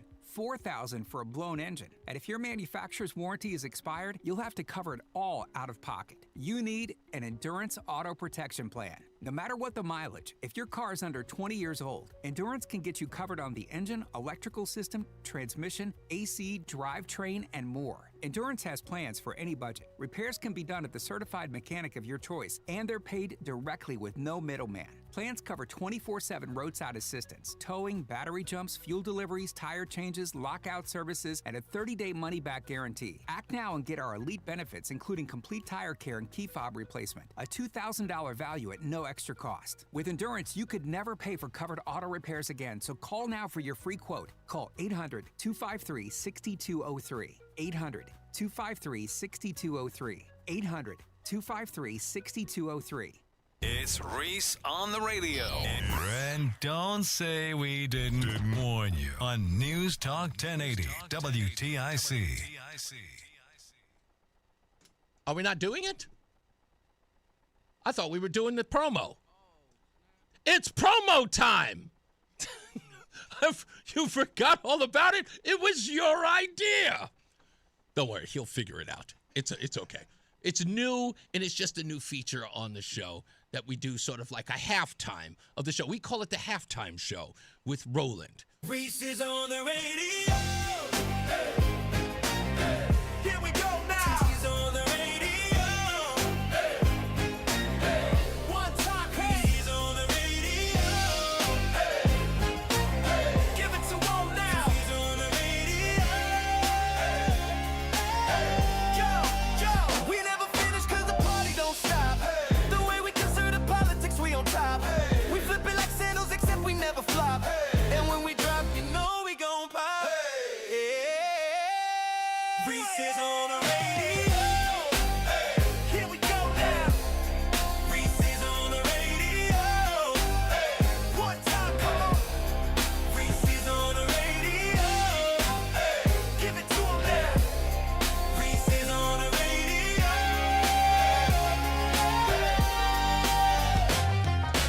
Go. All right, we are back in this coming hour. Again, we've got Michael Criss. He is running for Senate in the 8th District. We'll talk to him about his campaign. We'll talk about his current leadership role and what he's doing here in the state of Connecticut, fighting a good fight, as many of us are trying to do, and seeing if we can make some ground. So it's the first time he and I meet. We've seen each other. I don't think he knew who I was, and a lot of people don't know. I just go, who's that tall guy? So it's an opportunity for him to finally get to know me and develop a relationship here. We are going to do whatever we can to get his word out there today. So we'll talk to him. Stand by for that. Also, we've got the stupidest thing I read today. This story is the worst thing I ever heard. Michael, by the way, you have to stay here for that part. This is AI run amok, and a grandmother got caught up in AI. And you will not believe this. This is, people say it was like, we have to regulate AI. This is one of those stories where you would say to you, like, what? It was a little bit of laziness, an absolute twilight zone that happened to this poor grandmother. And let me just put it this way. It involves a bank robbery. A poor grandmother got ensnared by laziness by the police department. So we'll do that in roughly about a half an hour, but you're going to be here about an hour. So we'll talk to that. Also, stand by. In the next hour, we'll also take your phone calls, talk about all the events of the day, and we will get into Pam Bondi's firing as well. So stand by for that. Mark Christopher, he is back. He is at the BPS Lawyers Traffic Center. Hey, Mark. All right, Reese, thank you very much. Well, if you're 91 northbound in Middletown, look out for a crash as you move up by exit 20 Country Club Road. It's blocking the right lane. Delays right now right at exit 18 in Meriden. Behind that, after that, you've got a good ride into Hartford. Southbound 91 is tight, 33 down to 32 A&B, and again down by exit 28. You'll slow a little bit as you move down between exit 19 and 17 in Meriden. Now, if you are traveling westbound 84 into Hartford, you've got delays east Hartford approaching the Bothia Bridge out to 46 Sisson Avenue. Eastbound 84 is slowing about a half mile before 46 Sisson Avenue down into the downtown tunnel. 2 westbound slowing 1D up to the 84 West merge. Heading into Middletown, 9 northbound delays approaching Harbor Park to the Aragoni Bridge. Westbound 84 in Waterbury slowing from exit 25A up to the Mixmaster. And if you're heading into New Haven, 95 south delays 46 down to 44 on the southbound side of 95. Traffic and weather together on the 8th WTIC News Talk 1080. WTIC weather. As we head through the rest of today, of course, we're coming down from the 40s. It's been a dreary kind of day, and that does not change tonight. We're still cloudy, a chance for a little bit of rain, a low of 39. Tomorrow, we're cloudy with some areas of drizzle in the morning, but then we'll try to break out to some sunshine through the afternoon as it becomes breezy, the high 64. Tomorrow night, partly cloudy with a low of 52. And as we head into Saturday, we're going to be warm with some clouds and sunshine. There could be a few showers in the afternoon, but the high is 73. Sunday, we're cooler. There's some rain around for us, and it's breezy through the morning as we hit a high of 63. Monday will be mostly cloudy and cooler still with a high of 51. Right now, it's 39 in Bristol, 40 in Manchester, 42 in Hartford. This is meteorologist Melissa Constanzer in the WTIC Weather Center. I'm Ultima Morgan of Morgan & Morgan. Every time one of my children started driving, it was terrifying. Thousands of accidents happen across the country. We see it every day. If you've been injured in a car accident, call us. Injured? Dial pound law. Nicholas Russo, 157 Church Street, New Haven, 06510. When you think about it, New England is like a McDonald's big breakfast. Maine's your big main course, the hotcakes. Vermont's the maple syrup, obviously. New Hampshire's your biscuit, that country comfort. Massachusetts, sausage patty. Its name is Patty. Rhode Island's your hash browns, tiny but treasured. Oh, and Connecticut's scrambled eggs. Not sure how to explain, but trust me. All that for just $5. Get our big breakfast at McDonald's. Limited time only. Price participation may vary. Cannot be combined with any other offer. Ba-da-ba-ba-ba. Spring cleaning is upon us, but there's one meaningful box that you don't throw away when cleaning out your closet. It's the box filled with your family's important videotapes, film reels, and photos. Hi, I'm Adam Baselogger. And I'm Nick Mako. We started Legacy Box over a decade ago to help families organize and update their analog media to digital. Legacy Box is simple and easy. It works and is safe. Over 1 million families have trusted Legacy Box. And Legacy Box has been featured in Good Housekeeping, The Today Show, and Rachel Ray. Legacy Box is like magic, converting your shoebox of memories to the cloud or thumb drive, ready to watch and share. Declutter your closet by digitizing your media. Become more organized and accomplished, knowing your family's recorded past is safe forever. Take advantage of our spring cleaning sale going on now. It's the easiest task to check off your to-do list. For a limited time, you can get started for just $9 a tape. Visit legacybox.com/radio to get our $9 sale. That's legacybox.com/radio to get our $9 offer. Legacybox.com/radio. It's Reese on the radio on NewsTalk 1080 WTIC. All right, let's get to it. We are having a blast here. Is that a Milwaukee from like the Milwaukee, what do you call it? I'm sorry? The packouts. Yeah. The what they do, power tools of some sort, right? Yeah, that's them. Every time I see that, I'm an old drinker, so I see Milwaukee and I think immediately a beer company. Yeah. Old Milwaukee. That's the reason. First thing I thought. Michael Criss is here. By the way, your last name German? Yes. It is. Yes. I thought it was. Yes. It bothers me when I see Criss, and I go, well, that's not the way that you usually spell it. And I immediately thought German. Yeah. So you are what's your current role now? You are I'm the first selectman in Harwinton. Bring your thing up a little bit. There you go. Yep. First select person of Harwinton, and you're born and bred there. Oh yeah. Yeah, that's where you are from. Absolutely. And the kids are the fifth generation. Fifth generation. Yeah, that's right. You really? They said okay. I thought your bio said you were the fifth, but you are the fourth generation. Okay. The kids are the fifth. The kids are the fifth. You love it here, and it's important that I talk to you about this. When you were coming in and I saw your bio, being again your kids being a fifth generation, you the fourth generation. You sort of embody what I say about Connecticut. I'm not from here. I'm from New York. So the tri-state area, and Connecticut to me growing up was considered the brass ring. You've lived here all of your life. You're going nowhere. Your kids are living here. They may move. It's quite possible unless things change. Yeah. Explain to me, because I think this is really, really going to be emblematic of your campaign. Why do you love this state? I love the state because of the opportunities. We talk about all the time across I hear every elected official do the typical political lip story. Yeah. And at the end of the day, it's about the American dream, everybody wanting a piece of it, and where can I have a piece of it? And at the end of the day, Harwinton is that great little community in between busy Torrington and Litchfield County, and it's 2 minutes from everything. And the reality is that I want Connecticut to go back to the way it was when I was growing up, which was affordable. Is that crazy for you to think that? Do people give you a think I'm hard? crazy. Yeah. No. I just got it the same way. Just earlier, a caller, Simsbury Joe, said I'm delusional for wanting things to go back to where they were. And it always bothered me because people say, it's like, oh, you're such a traditionalist. Aren't you okay with change? And my response to that is change isn't always a good thing. That's right. That's right. It's like sometimes we need those traditions because they keep us grounded and they make life better. They did, at least when they were, around. And they become more difficult today. Why did you choose this? Did you think because you've been here so long, you've sort of made your bones here, that this sort of step up politically was the right move for you? What was the reason you got? The real reason why I got into politics overall was the fact that our taxes were going up and we weren't getting anything for it. Yeah. At the end of the day, we were saving a couple spotted toads and a stone wall, and I wasn't getting my trash collected, and I couldn't get animal control services, and I couldn't get, and it was constantly our property taxes going up and up and up. And I said, well, wait a minute. So I went to the actual town meeting, and I spoke up, and I just said, enough's enough. And they came up to me afterwards and said, would you like to run? And I said, Yeah, what does it do? Yeah, right. Like, what's the role? Yeah, because I'm a plumber by trade. I had my own business with my dad for years. Okay. And, just been in professional management my whole life. But at the end of the day, we're always looking for efficiencies in private sector. Mhm. Why don't we spend that time to look for it in public sector? Yeah. And at the end of the day, we have done that in 14 years. Now I just won my 8th term, which will be 16 years at the end of this term. Wow. That I have been first selectman in the town of Harrington. And we have shown control. We took a 60-40 town, Democratic town, and flipped it the other way.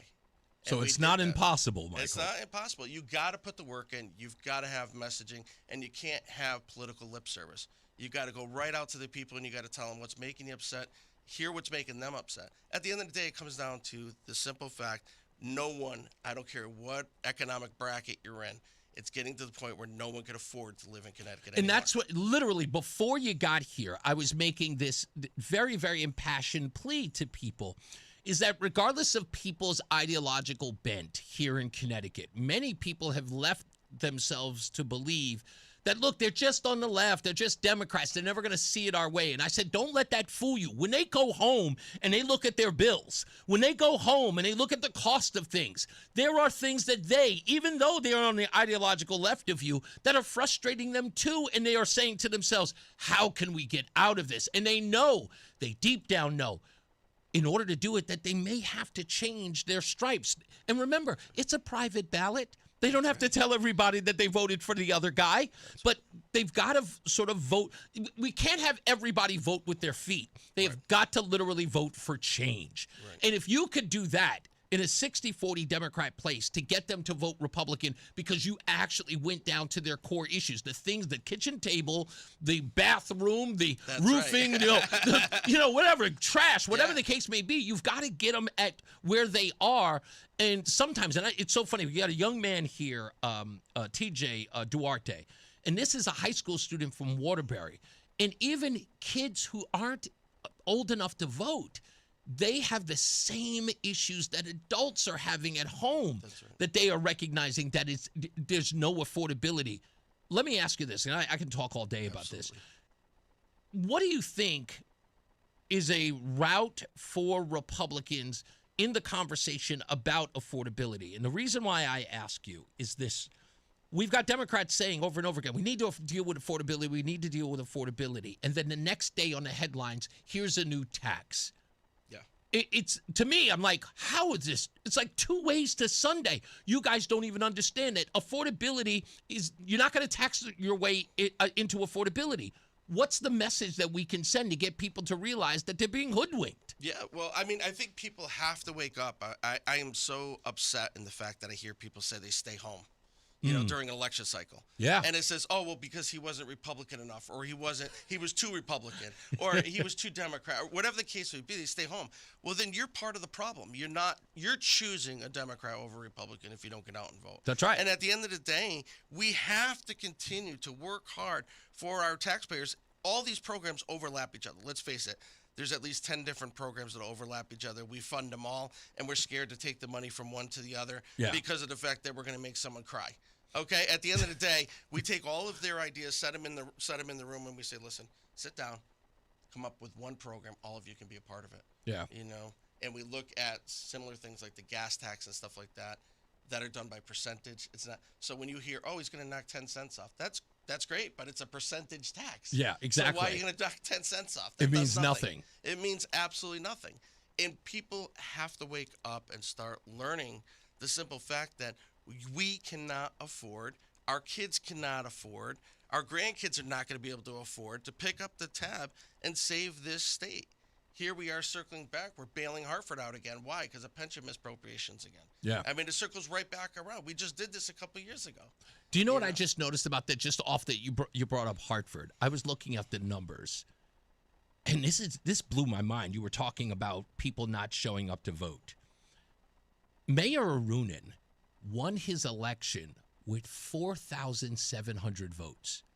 There are 63,000 eligible voters in the city of Hartford proper. Yeah. 4,000 votes. That says something right That is there. insane. And the next, his opponent got 983. Okay? And there are 3,700 Republican voters in the state of in the city of Hartford. It blew my mind at that number. Crazy. And again, that's the mayor's race in 2023. That's what that was. Ned Lamont got 23,000 in that same, the year before in 2022. Again, 66, maybe, I think 63 or 66,000 eligible voters. So clearly, which blows my mind, that the numbers of people who were showing up to the election, oh, by the way, I got that wrong. I apologize. So 23,000 folks were for Kamala Harris. It was 19,000 for Lamont. But nonetheless, that's only a quarter in a national election for Kamala Harris. And this guy got 4,707, I think is the exact number. And Not that you... I'm sorry? And he becomes the mayor. And he becomes the mayor, which, again, it's sort of like, how many people show up. Yeah. Knowing that those numbers are out there, Michael, knowing that that's the enthusiasm, and it's very little, what's the strategy going forward for Republicans? Because it's clear, yes, Republicans don't show up, but it turns out that not so much for Democrats either. What do we do to combat that? If you have any plan, what do we do? People need to stop telling people what they want to hear and the political buzzwords. You have to have a plan and have it laid out in what you're going to do. And a lot of that comes down to dealing with taxes, not taking away local control. We look at the local control. Yeah. Let's face it, 90% of our property taxes, the reason why we have them is because of mandates from Hartford. Mm-hmm. If we undid those mandates and dissolved Hartford altogether, I guarantee you every town leader out there could fix this problem tomorrow in this state. But you would leave Hartford in the poorhouse, though, wouldn't you? Because they don't get any tax revenue. They make no money for themselves. As far as I'm concerned at this point, with as bad as they mismanage money, it's fine with me. Yeah, I agree. I agree. When I looked at those numbers of what everyone around Hartford is subsidizing, and it's not just Hartford, it's New Haven and Bridgeport as well. I had Reverend A.J. Johnson here from Hartford, North Hartford, who runs this alliance group, another political activist group, was talking about the reason why he blames the blight on Hartford. He blames it on the suburbs. What he fails to realize is that the only reason why you have anything is because the suburbs are subsidizing it. I mean, they're responsible for you guys even having the lights on. That's how bad it is. But they don't understand that. But I agree with you. That money that comes from, Middletown should just go to Middletown. It shouldn't subsidize any other place. As I said in my big argument this morning about the 1% tax that turned into $550 million that got misappropriated. I mean, that money was stolen. And I think you believe that as a senator, that the money that's happening, the money that's being taken from your town and from your district is also being robbed because it's going to a place that doesn't even appreciate it. Absolutely. When you have one party rule and no checks and balances in place, doesn't matter if it's Democrat or Republican, when you have these kind of things, systemic problems going on, DCF a big failure. Mm-hmm. Taking away homeschooling, trying to put it into DCF, which is already a failure. Yeah. We're losing. You look at all the audits that have come out on the state. In almost every area of the state, there's been some sort of corruption. Mm-hmm. Shocker. Politics, right. Yep. Shocker. Okay, they're taking thousands and hundreds of thousands of dollars, millions of our money, and they can't account for it. I mean, how many legislators just in the past year have been nailed? Just in Connecticut, for mishandling, because they're funneling the money through these nonprofit organizations and calling them, we're helping everybody. Yeah. Let me tell you something. When I say something in my community and I'm helping someone, I can see right away I've helped someone. Because you know what? I paid the oil bill and the oil is filled and they could turn their heat on and they call me up and say thank you. Mm-hmm. Those are results. It's not, hey, let's put all the money in and let a couple people decide where the money's going to go. Yeah. And let's face it, all of the different MBRs out there, Connecticut has a bad habit of one size fits all. You are corrupt down here, so that means everyone's got to follow this rule. And that is not the way to manage There's a a state. lot of that stuff going on here. Insane. With the one size, and I've talked to people in the Democrat Party who see these groups. And unfortunately, it's also kind of bled over into the Republican Party that they see these people as groups and think that it's a one-size-fits-all problem. And I keep trying to address them. It's like, if you don't see people as an individual and you see them as a number or a group, you're never going to solve it. And we're just going to keep throwing. We keep asking ourselves, because nothing's means tested. That's a big problem we have in government. We just go, I've got an idea. Let's just do it. And they go, can we just try it first with a small group of people? It's like, We haven't dealt with it in 20 years. I think we can wait 6 months. Yeah, Like exactly. wait 6 months and see if it works. And if it doesn't, we go another route. But instead, you got these people who are more enticed by the opportunity to be on the cover of the Hartford Courant with a new spending plan. I know. Who nobody, which by the way, let me tell you this, Mark. We'll get a little more into you, but I got to say this, and this bothers me.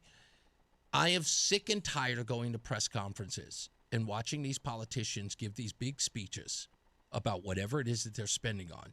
And then afterwards, and I don't know if you've been there, if you've seen this, but afterwards, the politician will go, any questions?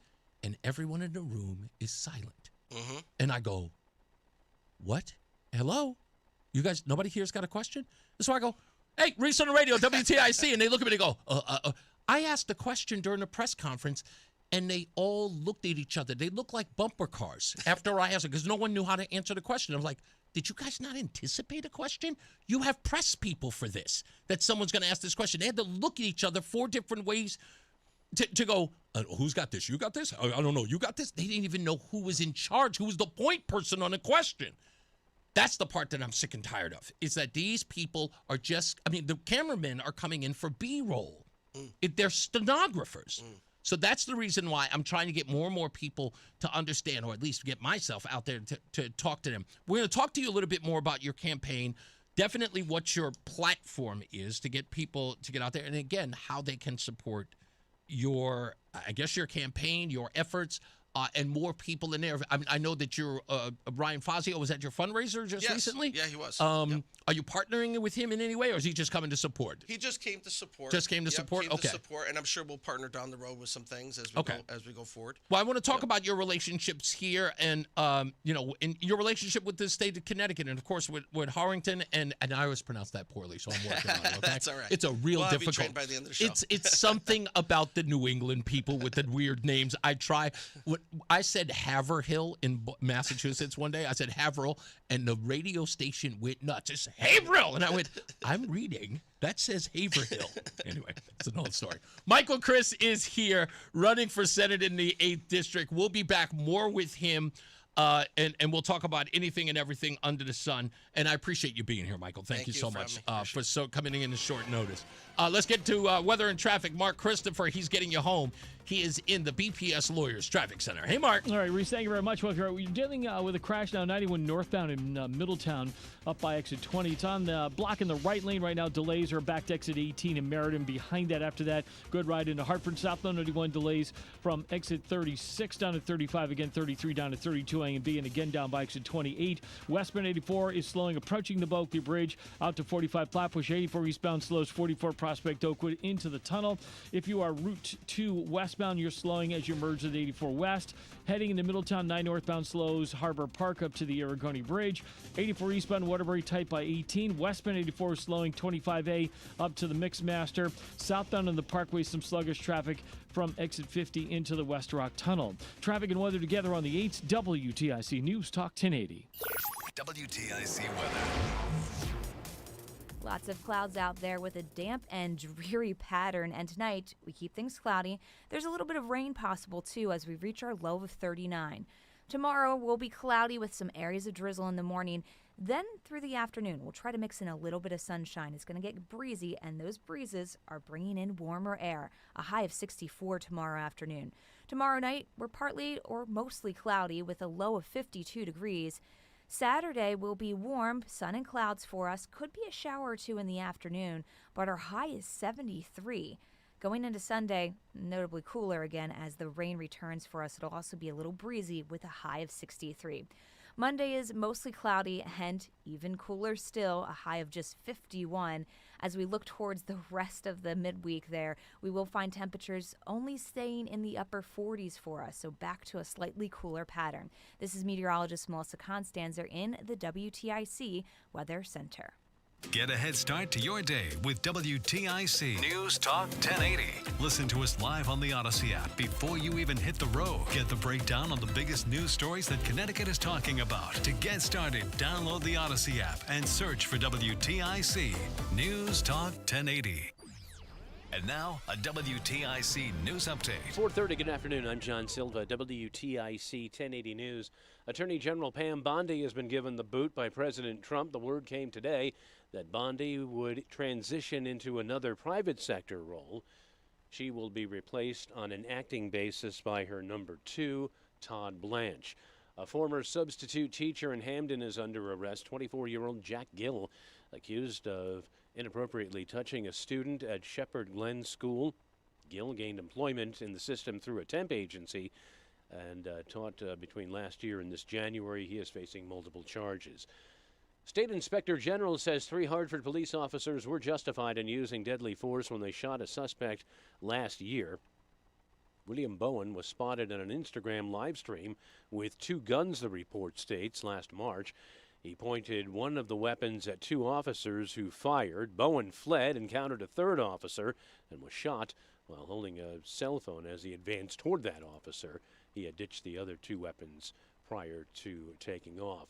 Another step forward for President Trump's ballroom at the White House. Lisa Dwyer reports. President Donald Trump's new White House ballroom has won final approval from the National Capital Planning Commission. That approval comes after a federal judge ordered a halt to construction unless Congress approves the project. The Planning Commission says the agency moved ahead on the vote because the judge's ruling affects construction activities, not planning. Despite the agency's approval, however, the judge's ruling and the legal fight over the ballroom could stall progress on a legacy project that Trump is racing to see completed before the end of his term in early 2029. I'm Lisa Dwyer. Governor Lamont has issued a proclamation honoring the Yukon men's and women's hoops teams. The squads are playing in their respective Final Fours. The women face South Carolina tomorrow in a semifinal game, and the men Illinois on Saturday. And it's opening day at Duncan Park in Hartford. The Yard Goats kicking off the 2026 season this evening with a game against the Chesapeake Bay Sox. The team is celebrating 10 seasons in the capital city. First pitch set for 7:10 on the Odyssey app. On Wall Street, the Dow closed out the week down 61 points. The Nasdaq gained 38 and the S&P was up 7 points. I'm John Silva, WTIC 1080 News. There are many reasons to hire Morgan & Morgan for your injury case. Here's reason 17. In today's new world, many law firms have had money injected into their firms by Wall Street, private equity, and other lenders. This money usually comes in at very, very high interest rates. It's one of the reasons you see so many lawyers advertising. I'm John Morgan. This money is expensive and the interest compounds quickly. These law firms can have a huge need for cash just to pay that debt. Why does it matter to you? My fear is your case is settled early and for far less than it's worth, just to service the loan that has mafia-like rates. Our financial strength is your advantage. That plus our reputation makes our firm your firm. Visit forthepeople.com to see our results and verdicts. Morgan & Morgan, forthepeople.com. Injured? Dial pound law. Nicholas Russo, 157 Church Street, New Haven, 06510. Do you owe back taxes or have unfiled tax returns? The IRS won't quit until they get your money. Here's great news, fresh from those in the know. Major changes have happened at the IRS. If you owe more than $10,000, you may be eligible for a 99% reduction of what you owe. Haven't filed a return for a while? Their happy clients are talking. The IRS was going to levy my bank account, but Guardian was able to prevent that and fix all my IRS issues. Thanks again, Guardian Tax. Need relief from crushing tax debt? The IRS now has special programs. Guardian Tax knows all about them. Personal or business, this is the fresh new break you've been hoping for. We aren't the company you call when you need a hug because you're scared of the IRS. Guardian Tax is the company that wins when you need it most. Guardian Tax Service is really great to work with. They really help me out. I'd recommend them highly. Call now for a free confidential consultation. 800-499-1424. 800-499-1424. 800-499-1424. Stay locked in. Reese on the radio is on WTIC News Talk 1080. All right, as promised, Michael Criss is here. So this is a segment that we do every day at 4:30, regardless of whether or not we have a guest or not. And it's called The Stupidest Thing I've Read Today.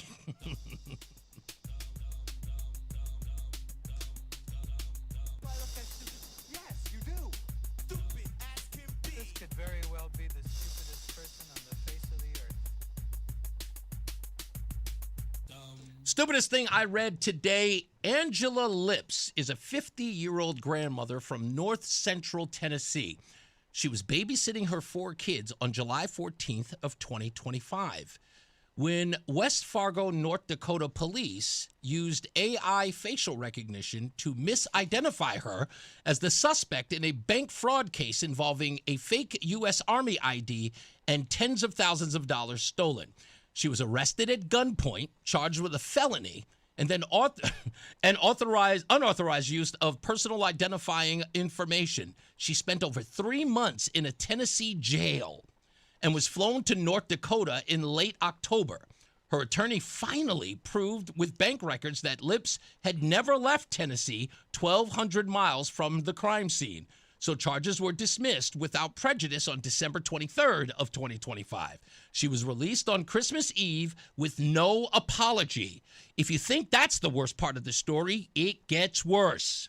She lost her house, her pets, to unpaid bills while she was locked up, and her lawyer is now pursuing civil claims.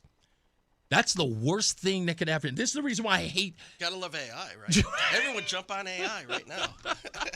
In a minute, are you as afraid of AI as a lot of people are? Do you think that it's going to be something that we have to regulate to a degree? I mean, I don't want this... No, yeah. To be honest with you, I think AI was developed to make us even more lazy and less likely to think for ourselves. I think so, especially in this with the police department. Absolutely. This was... You don't have to write anything anymore. People just throw stuff in AI. It's so funny. I was talking to the Hartford Police Union president, and he was talking about that, there were some people who were thinking about incorporating AI in police reports. He was like, nah, don't leave it to AI. Just like, you don't want to do that. Don't do it. I'm just looking at this poor woman with her grandkids and arrested at gunpoint 1,200 miles away, accused of a crime. And it still took 3 months. They're using AI, and it still took 3 months for them to figure out it wasn't her. That's so bad. You know what? If they had used regular police work, they'd have figured it out in a weekend. That's it. Absolutely. That's how bad it is. Probably over their tuna sandwich for lunch. Indeed. All right, we'll be back more with Michael Criss, who is running for Senate in the 8th District. He is our guest today. We've got so much stuff to get into, so stand by for that. Mark Christopher, he is in the BPS Lawyers Traffic Center getting you home. Hey, Mark. All right, Reese, thank you very much. Well, if you're heading on the northbound side of I-91 right now, looks like the highway is temporarily shut down as they try to clear an accident northbound 91 just prior to exit 20. So right now, look for delays kicking back to exit 18 and Meriden behind that. After that, a good ride into Hartford. Southbound 91's a little tight, 36 to 35. Again, 33 down to 32 A and B. And again, down by exit 28. Westbound 84 is tied up approaching the Bulkgate Bridge out to 47 Sigourney. 84 eastbound locked up 44 Prospect Oakwood into the tunnel. 2 westbounds tight, 1D up to the 84 West merge. If you are traveling into Middletown, 9 northbound delays Harbor Park to the Aragoni Bridge. Westbound 84 slows 25A up to the Mixmaster. 84 eastbound slowing by 18. Southbound Parkway, you've got some sluggish traffic from 51 down into the West Rock Tunnel. And 95 southbound delays 46 down to 44 in New Haven. Traffic and weather together on the 8th. WTIC News Talk 1080. WTIC weather. As we head through tonight, we're going to be cloudy. Still some chance for a little bit of rain. We've already got a little bit of light rain coming down in Hartford right now. Tomorrow. There we go. Cloudy and drizzly in the morning, then perhaps some sun as it gets a little breezy heading into the afternoon. A high of 64. Tomorrow night will be partly cloudy with a low of 52. And Saturday, this is what I was looking forward to getting to. It's warm for us.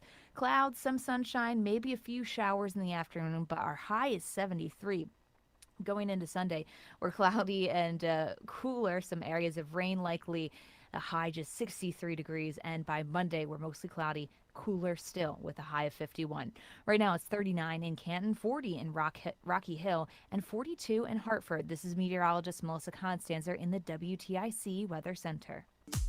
Hair Volume from New Nordic will make your hair look thick and healthy. Available as a tablet or delicious gummies, Hair Volume is available online at Amazon and NewNordicUSA.com or in the hair care aisle at your local CVS. Join us this Sunday for Tumalo Financial, your go-to for retirement planning and taxes. Tune in to the father-son duo from 7 a.m. to 8 a.m. or catch replay from 5 to 6 p.m. Tumalo Financial, retirement planning with integrity on WTIC News Talk 1080. Brian Jackman here for Serta Pro Painters. It's time. We're about to go to springtime, and the spring sales event could get you 10% off qualifying projects through May the 15th. And Serta Pro, those folks are awesome. They're independently owned and operated right here in our community. They did my kitchen. They were there on time. The estimate was excellent, and they did, by the way, a great job. Serta Pro Painters. Schedule your free estimate online at certapro.com. That's Serta with a C. At Audion Hearing, our mission is simple: to make better hearing affordable for everyone. We're proud to offer high-quality, rechargeable hearing aids starting at just $98. Clear, comfortable, and ready to use right out of the box. And here's a study worth hearing. Research shows that wearing hearing aids can reduce your risk of dementia by up to 61%. Join over 1 million happy customers and hear the difference today by going to audionhearing.com. That's AUDIEN hearing.com. My name is Christine, and I'm a widow. My husband, Ryan, was a healthy 34-year-old, and 3 months later, he was gone. Thankfully, he had life insurance. Ethos made it so easy. You can get a quote in seconds, apply in minutes, and get same-day coverage. 100% online, no medical exam. Life insurance didn't take away the loss, but it did give us the space to just grieve. Get your free quote at ethos.com/protect. Ethos.com/protect. Paid spokesperson. Time spent on application may vary. Online health questions required. It's Reese on the radio on News Talk 1080 WTIC. All right, we're back and we're live. We are hanging out with Michael Criss, Senate candidate for the 8th District. And what does that cover? That covers a lot of space. It's 11 towns. Yeah. It covers, the little piece of Granby. It's got Simsbury and Avon and Canton and New Hartford, Heartland, Barkhamsted, Harwinton, Norfolk, Colebrook, and Torrington. So it's got it's all the way out. It covers all those areas. And are you familiar with all of those areas? Because I am. I'm still trying to figure out Farmington. Yeah, I am. I mean, I do a lot of shopping out in Avon and Simsbury over the years. And well, you've been here so long. When Crumble moved in, yeah, my kids kept telling me, I thought maybe I was delirious. They kept saying, "We're going to Crumble tonight, Dad." And I said, "Crumble? What's Crumble?" Oh, it's a cookie place. And I'm like, well, I can make you cookies right here. I was like, but I do have to say, amazing cookies. Yeah, my wife actually used to like them, but now we're off sugar, so I'm trying not to do the whole thing. I did it's a long story. So yeah, with all of those areas, and I know you understand sort of the gravity of being, in essence, I would say the person, the representative of all of those areas. You've got a lot of ground to cover. Of course, I'm assuming you have a ground team to, in essence, to win this race because you know it so well.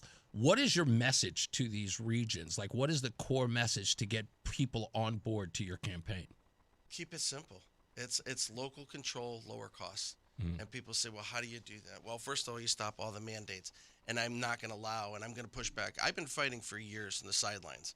And people know me well as the guy that speaks up. I mean, I'm the vice chair of the Northwest Hills Council of Governments. Yes, sir. I've been the legislative chair for 8 years. And I fight for all 21 towns down there. And the reality is that when we look at the bigger picture of things, we have to push back and we have to test it. And people say, well, how are you going to make it more affordable? It's simple. It's very simple. We're going to take the taxes that were designed to go in one place and fund something that are no longer designing it, and we're going to collapse it because it doesn't work, and we're going to start it again. Listen, I'm one person at the end of the day, and they say, how do you influence everyone else? Because the message is clear this election cycle. People are exhausted. They're tired of having their communities. People choose to move out to the suburban areas and everything else and come out here. They want to enjoy some little bit of wildlife. Sure. And be still close enough to everything. They don't want their towns completely destroyed, and that's what's happening. And I mean, you saw the article in Simsbury, I'm sure, in the paper about the whole old insurance building. Yeah. And now it's going back. And it came to a complete standstill. Yeah. Simsbury residents, Avon residents, New Hartford residents, just because they're bigger doesn't mean that they're much different than any other town. We all want the same thing. Right. We want a good quality of life. We want to be able to afford it for our kids, and we want to be able to stand up for ourselves and have local control and local say over what happens in our communities. And that's what this state needs to get back to. And that's the real problem. What do you say to people who think that unifying message, right, in keeping it local, in essence, keeping the core essence of these towns is somewhat isolationist in a way? I don't see that way because like I said, I'm a Hollis, Queens guy. I know what it's like to live in the inner city. Yeah. I look at Connecticut as always being the brass ring. This was you moved to this place for that simple reason. To be in a small town, to know your neighbors, to go to your local diner, to go to your local, your boutique. My wife is big on boutiques. The reason why she fell in love is she's never been in the Northeast. She's from Texas. She came to New England. She got here in Connecticut, and she fell in love with it instantly. This woman loves nothing. She is like, I'm seriously, she falls in love with nowhere. We've moved 4 times in the 4 years we've been together. This is the only place she's ever moved to that she fell in love with, specifically for what you just described, that sort of community feel. Is that something that really resonates with town to town, no matter what their ideological bent is? And is that the message, or how do you convey that? That is the message. We all want to be part of a community. We all, at the end of the day, it doesn't matter about your party affiliation. We all want to look out for each other. We all, essentially, in our heart of hearts, want to take care of each other and do the right thing. But because of all the nonsense that goes on in politics, and I always say politics is so dirty, it's nasty. I'm not that kind of person. The reality is that if you keep listening to all that garbage, it continues to create a divide. And when you have towns that are independent thinkers, but yet we're all moving towards the same goal, protect our rural communities, protect our environment, we can do all of that without creating, these big solar farms, these big battery farms. We are not California. I hate to tell you, folks. If you want to go to California, I'll drive the U-Haul. Right. But we're not California. We need to get back to what made Connecticut a beautiful New England town. And it was because New England State is because of the uniqueness of Connecticut and every single one of its communities. You go through New Hartford. I mean, just take that drive from Norfolk through all the way up through to Granby. It is one of the most beautiful drives you'll ever see. And if that's all built up on, and all there is apartments and affordable housing, who pays the bill? Yeah. Who pays the bill when you've got all this subsidized housing and subsidized work and everything else? It's not saying it's not needed, but they should not be longevity programs. They should not be lifestyle programs. Right. And every community in Avon, and they plan how they're going to develop their centers and how they're going to develop their towns. When I first ran, it was about bringing my community together, making us all feel part of something. We created the first food pantry. We created, the first regional animal control our size in our area. And why did we do that? Because all of our neighbors couldn't afford to go out and get. So let's work together. Let's do it together. And we have to, as voters, stop being duped. Okay?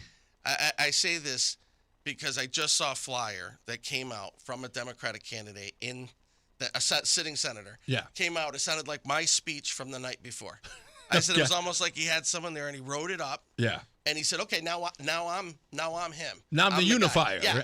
But when you look at the voting record, listen, voted for 8,002, the bill. Yeah. 5,002. They were all bad bills. Yeah. 151 this session. We are completely getting eroded around the state of our freedoms, of our say, and what we can really teach our children.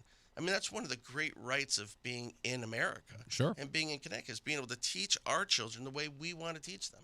I don't need someone to tell me that they need to, at 5 years old, they need to pick, what gender they want to do, what animal they want to be. It's not that, it's very simple. It's a little ridiculous, but it's insane that we actually have to have that conversation with people. Well, what's frustrating is that they make such a point to point this stuff out nowadays. When I was growing up as a child, we didn't look at people differently. We didn't care. I didn't care if you believed something different.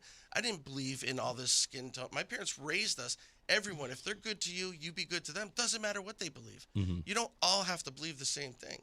But at the end of the day, we have to continue to work hard as elected officials to say, you're not going to sell me the shoe shine salesman going door to door saying, don't forget, I ride my bicycle and I'm going to be your conservative when actually I'm a Democrat, and all we do is vote against everything of what this district wants. Yeah. And this district is a good balance of rural, moderate development district.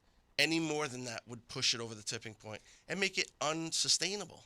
You know, I'll tell you, I went to that No Kings rally. I went to one of them in the sort of like Farmington Avon line. And there were a bunch of people there, 2 women in particular, who had signs that said the word diversity. Now imagine, and I don't say this to be, disrespectful in any way, but we all know that these rallies are predominantly middle-aged and middle-class white folks. So my 6'3", 235-pound blackness shows up. And I walk up and I see the woman holding the sign of diversity. And I'm thinking, my behind is going to show up there and ask her a question about diversity, and she's going to be none too excited, incredibly excited to answer my question. So I say, tell me about diversity. And she looks at me and she goes, well, diversity is when we have blacks and browns and Hispanics and whites, and they all come together. And I went, absolutely, good answer. Can I ask you another question about diversity? And she says, yes. And I go, how do you feel about diversity of thought? And the woman looked at me and said, I don't know. And I went, I'm sorry? She said, I don't know what that means. And I said, diversity of thought, people having different opinions. I don't think I want to answer that question. It blew my mind. Scary. That is scary. And I asked another person about that and then said the same thing. And I said, what about diversity of thought? Now, thankfully, this woman clearly got the message. I mean, not that she was privy to it, but when I said to her about it, I said, what do you feel about diversity of thought? And she said, She goes, yeah, we should have diversity of thought. I don't think that everybody should think, the same. And I went, finally, a reasonable person. And that's the reason why I bring that up. And what I want to ask you before we go is, do you find that difficult when you're talking to people about your message and explaining to them that, look, sure, there are going to be things that we disagree on, but where can we find a common ground? How do you do that? By having that sort of diversity of thought conversation. Well, I think you want to encourage that. As a local leader, I've always encouraged different opinions and different thoughts and looked at them and said, yeah, maybe it would work that way. Maybe it would work this way. Let's come up with a plan and let's do it this way. And we come up with that simple attitude to let everyone come to the table and add in what they need and what they want. I think when you're going door to door, it's very simple, and that's how elections are won. It's the old school, door to door. I don't like texting. I don't like AI. I don't like any of that stuff. Maybe I'm just getting too old. I don't know. That's all right. I like going door to door. I still like shaking people's hands. And I want to hear, listen, if you don't like what I'm doing, then I'm fine with that. Let's talk about it. Let's find out why you don't like it, and let's find out why I did it, and let's talk a little bit more about it. What I can't stand is when people are so closed off that they can't listen to a difference of opinion. Yeah. And you have to be more willing to listen to a difference of opinion, because we all have a difference of opinion, and we all essentially want the same thing. Yeah, I think that's the bottom line, and I think that we've become an ideological divide where people are forgetting that regardless of what they think about this, that, or the third, that the core thing that we care about, especially when we live in our neighborhoods, is like, do we want them to be safe? I don't know anybody on any side of the aisle who doesn't want that. Do they want them to be prosperous? Do we want tourism? Do we want people to come in to see how beautiful our neighborhood is so that our local businesses can continue to thrive? We want people driving through town, not to go through just Hartford. We want them going into our small towns and cities and to see how beautiful it is there and the reason why we live there. Those are the things that we want to share with the world, if not the rest of the country, but we want to share with those people. And then we have got to talk. We have to communicate with those people there and say, forget about the ideology. Let's just talk about how we make sure that our towns represent the thing that we care about most, the safety, the beauty, the oneness of it all. There's always, I used to always say this, like each town has what's called a sort of an unwritten rule about the way in which we govern ourselves, right? It's like the way we do things in this town, we do it this way. The way we do it in that town, we do it differently. We just have this code because I think that differentiates all of us in some way. Here's an opportunity to get those codes, that code, if you will, together, all of us sort of recognizing, you know what, I don't agree with you on this guy, and I don't agree with you on that guy, but you know what? We got to fix that damn pothole. You have to look at it that way, and I think that's how you have to approach it. Is that kind of your scheme here? You have to get out there and get it done. You have to be able to roll your sleeves up and get the work done. And at the end, when we look at everything down the road and how this state is running and how these laws that come out and everything else. The message is very simple. What does affordability mean to you? It means that I can go and buy an ice cream when I want. I can afford to keep the roof over my head. I can afford to keep groceries on the table. I can afford to keep my lights on. Yeah. You know, that's what affordability is. So we have all these people suffering around the state, but yet we're more worried about building affordable housing than we are making the state affordable for the people that are already living in the towns. Or the people who are going to subsidize said affordability. That's right. That's right. And let's face it, there's no gates around any of our communities. Right. Anyone can That's live right. there That's if right. you can afford to live there. The reason why people can't afford to live in these towns is because of all the mandates, all of the taxes. It goes all back to the same thing. And if I always tell people, if you don't want a politician and you want to vote for just a guy that's going to get things done, call the plumber. Yeah, because I'm the guy. I hear you. know? I'm going to forward you the Substack article that I wrote, and the headline is "I want to live where the white people are. Don't lie, you do too." and what you just described is what I'm talking about. We can all live in those communities, and the crux of that article is, look, I'm a kid from Hollis Queen. I'm a former homeless kid. I'm a high school dropout, right? I did the blood, sweat, and tears that I had to deal with in order to get where I am today. Took all of everything. It was not subsidized through welfare, through programs, through nothing. It took grit, true grit, to get where I am so I can live in a suburban neighborhood in a nice apartment with my wife. And we have got to incentivize, and I say incentivize, people to do the hard work so they can live in places like Harwinton. Is it Harwinton? Okay. Harwinton. So Not Harwinton. Harwinton. Harwinton. Okay, yeah. But we have to encourage people to do the hard work to do that. We just can't give them a free ride into there because they'll never appreciate it the way the people who live there do. That's right. And that's the thing that they have to protect. And it's not about, as you said, we're not gating people out of the community. We're telling them all are welcome, but you got to earn it the way that we did. And we have got to preserve it so that people want to earn to live there. That's right. And we have to stop using the buzzwords of, we're going to eliminate motor vehicle tax. That's going to be a great thing. You know, I just don't understand. You could use all the buzzwords and you could think of all the things in the whole wide world. It's not about eliminate. If you eliminate that little motor vehicle tax, what do the renters pay now to use all your services within your community?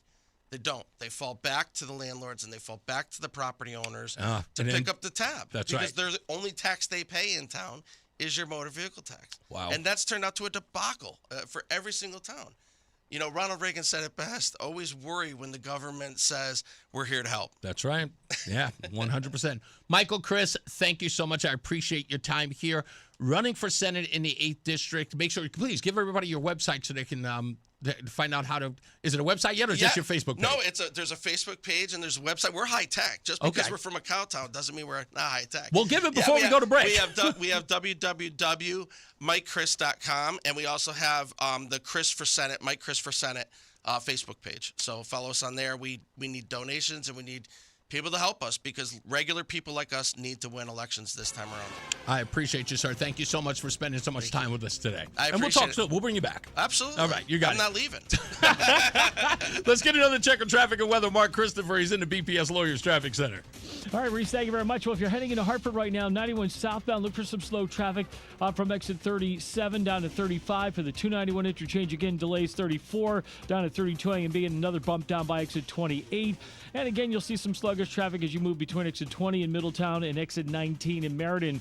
The westbound side of 84, that's slowing 56 Governor Street out to 47 Sigourney. 84 eastbound is locked up now, approaching 44 Prospect Oakwood into the downtown tunnel. If you're traveling 2 westbound, you're slowing 1D up to the 84 west merge. 2 eastbound's a little tight as you move by exit 3 in East Hartford. Heading into Middletown, 9 northbound slowing Harbor Park up to the Aragoni Bridge. 84 eastbound delays by 18. 84 westbound slowing 26 in Cheshire sluggish up to the Mixmaster in Waterbury. And if you're southbound on the Parkway, look for delays from exit 51 in Hamden into the West Rock Tunnel. Traffic and weather together on the 8th WTIC News Talk 1080. Brought to you by NJM Insurance Group. If you dread dealing with your insurance more than getting stuck in an elevator with an overshare, bean burrito for lunch. You have Insuranoia. You should have NJM. They go to great lengths to do what's best for their policyholders. Insurance underwritten by NJM Insurance Company and its subsidiaries. WTIC weather. Damp and dreary out there. As we go into tonight, we're going to be cloudy with a touch of rain around. Our low is 39. Tomorrow, we're still cloudy, some areas of drizzle in the morning. Then some sunshine will try to mix in as it gets breezy through the afternoon, a high of 64. Tomorrow night, partly to mostly cloudy and a low of 52. And as we head into Saturday, it's going to be warm with a couple of showers for the afternoon, a high of 73. This is meteorologist Melissa Constanzer in the WTIC Weather Center.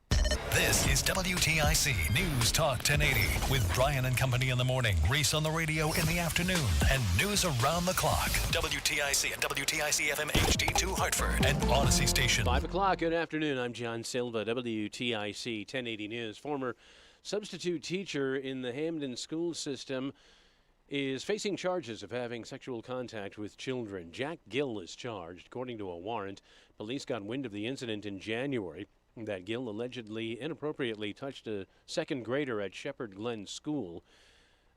Gill had gained work through a temp agency, passed all the background checks. He worked in the school's system at various times between last year and this January. The alleged abuse occurred several times during different days in December of 2023, the warrant states. Pam Bondi is no longer Attorney General. CBS's Jake Rosen. The political prosecutions against Letitia James and James Comey both were dismissed last year by a judge. The Justice Department is appealing that, and we know a number of other investigations have also fallen flat on their face. Now, former Trump personal attorney and number 2 Todd Blanche takes over on an acting basis.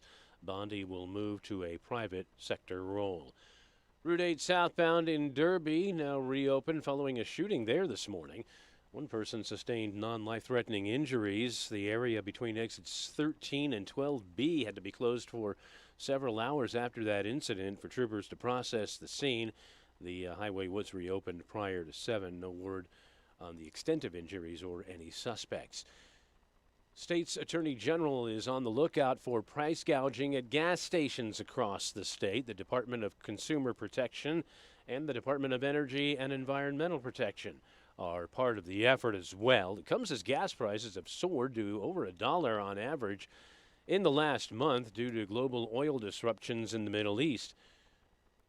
Criss is the president of the Connecticut Energy Marketers Association. He argues consumers aren't seeing price gouging, but are seeing ongoing shifts in market pricing. We want to make sure that consumers know that the local family that owns the gas station on the corner that you fill up at is not taking advantage of this situation. And it's almost impossible just because of the intense competition on the street. If you don't like someone's price, you don't have to drive very far to get to the next one. A wake-up call to the Artemis II astronauts from NASA. From the Marshall Space Flight Center Earth Science Branch to the crew of Artemis II. We wish you success. Bring back some perspective. We just wanted to wish you a safe trip to the moon. The crew is preparing for the biggest task of day 2 of their mission. Former astronaut Leroy Chow. Well, this is in preparation for the translunar injection burn.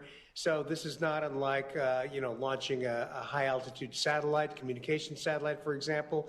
And it sets you up very nicely to do a TLI, a translunar injection, to go towards the moon.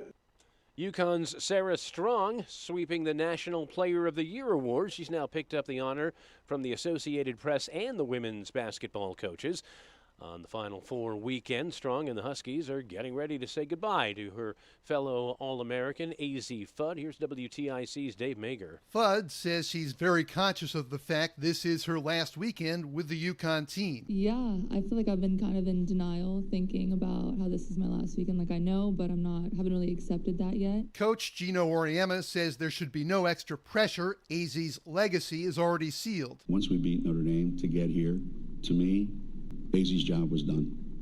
What happens here the next game, that's all just bonus.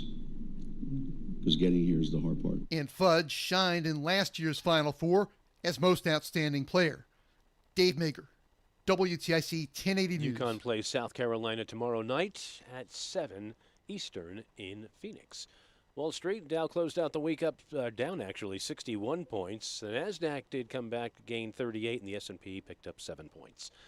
I'm John Silva, WTIC 1080 News. Hi, I'm Joe with SimpleSaleUSA.com, and I buy houses cash. If you own a house and want to sell it fast at a fair price, call me at 203-896-4000.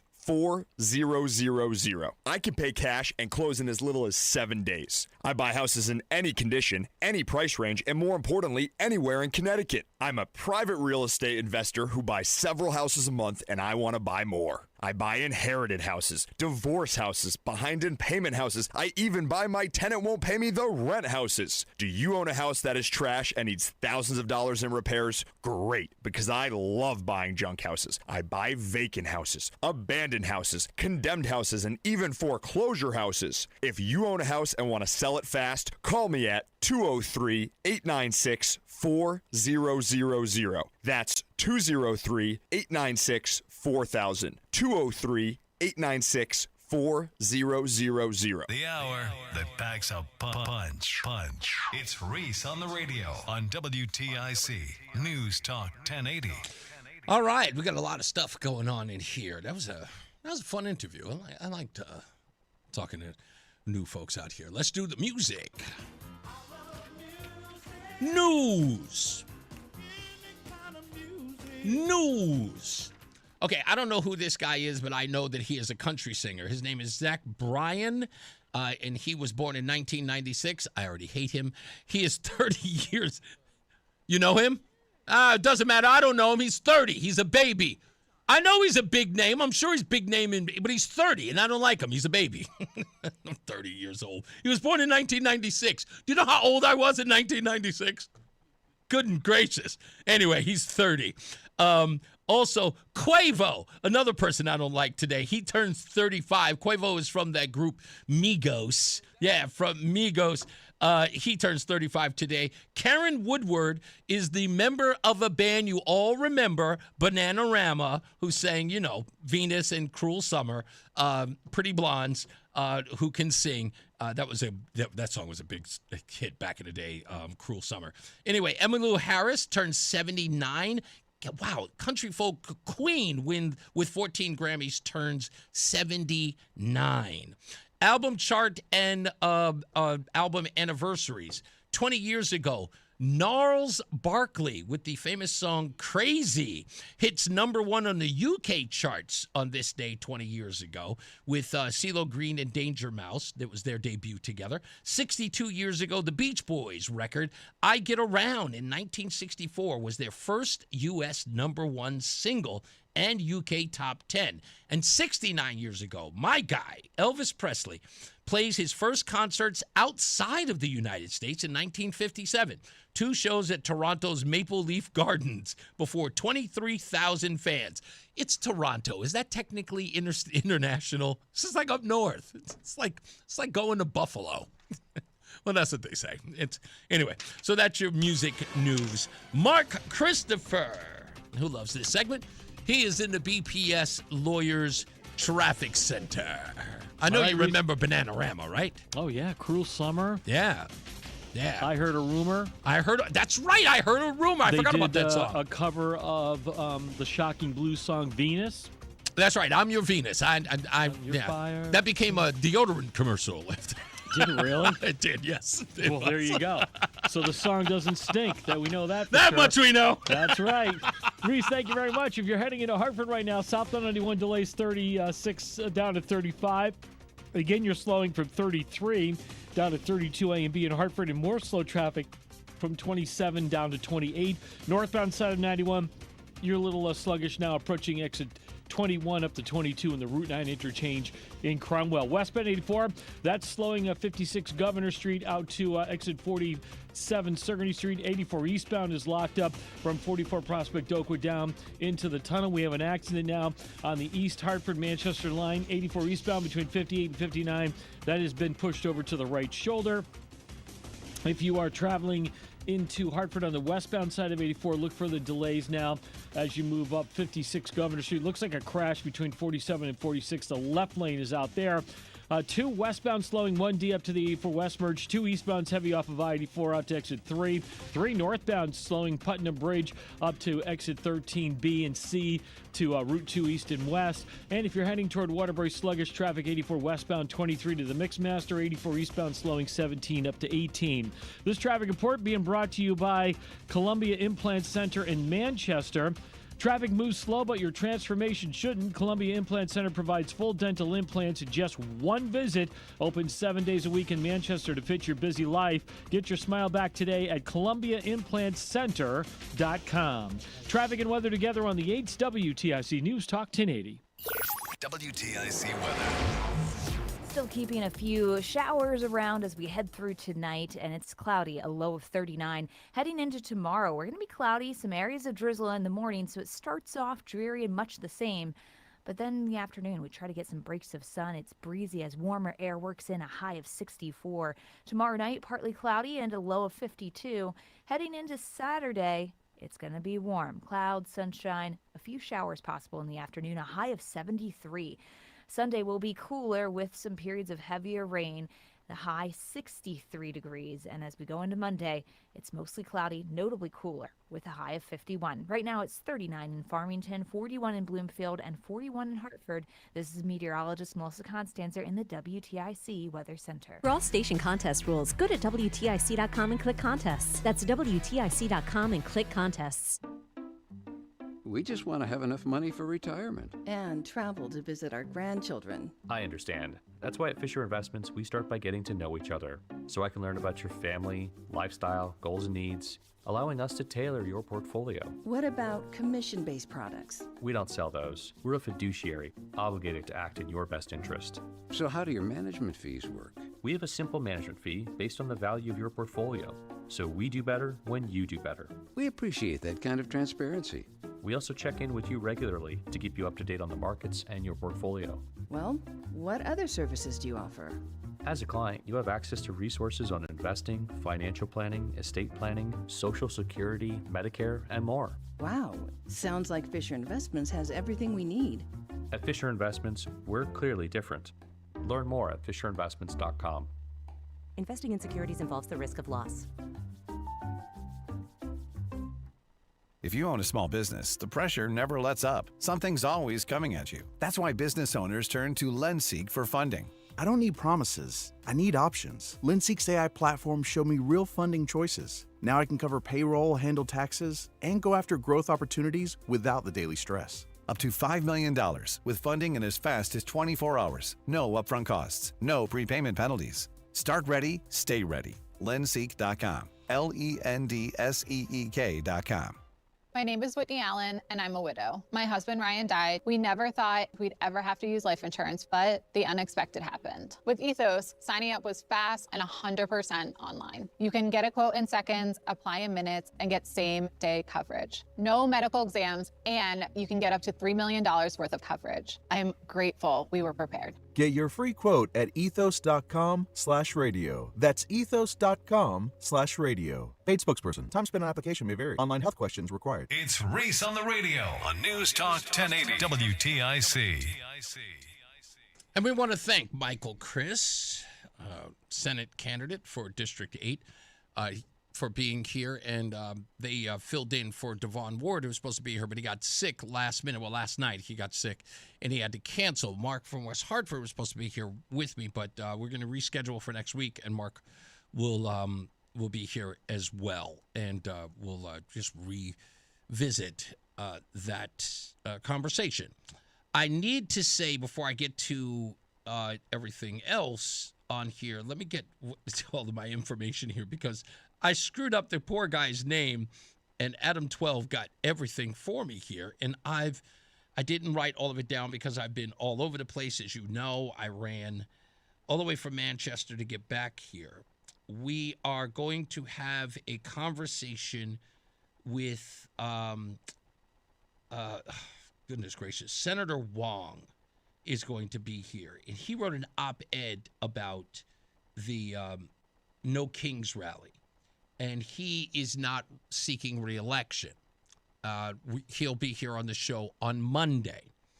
And then we've got Linda Sinkowitz, who will be here on Tuesday. You remember her from fightvoterfraud.org. She'll be here with some more information she needs to share with you. And, of course, go to her website, fightvoterfraud.org. We'll talk to her on Tuesday. We are, again, working really, really hard to get Linda McMahon here. I don't think it's not happening. It looks like it is, but I think the scheduling is important on how it gets done. She is coming up to speak at Yale. We're either going to get her here before that so she can at least promote the speech at Yale, or we will get her afterwards. We are really trying to get her here so we can promote her Yale speech as well. We've got another story that we're going to be working on. Apparently, there are Middletown parents who are fighting to remove Matt Lesser from, of all things, the Black and Puerto Rican caucus.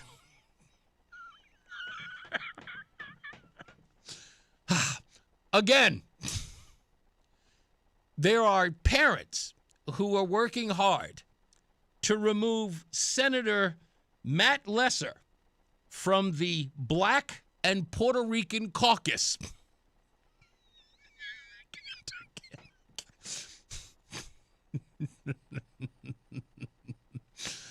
I can't believe this story's real, but it is. And we are trying to get in touch with Shakia Dickerson, a Middletown resident and public school parent, as well as another person who wrote a petition back in 2024. She is community advocate Gwen Samuel. And she is also trying to get signatures to remove Matt Lesser, Senator Matt Lesser, from the, yes, I am not kidding, the Black and Puerto Rican caucus. Matt Lesser, guys.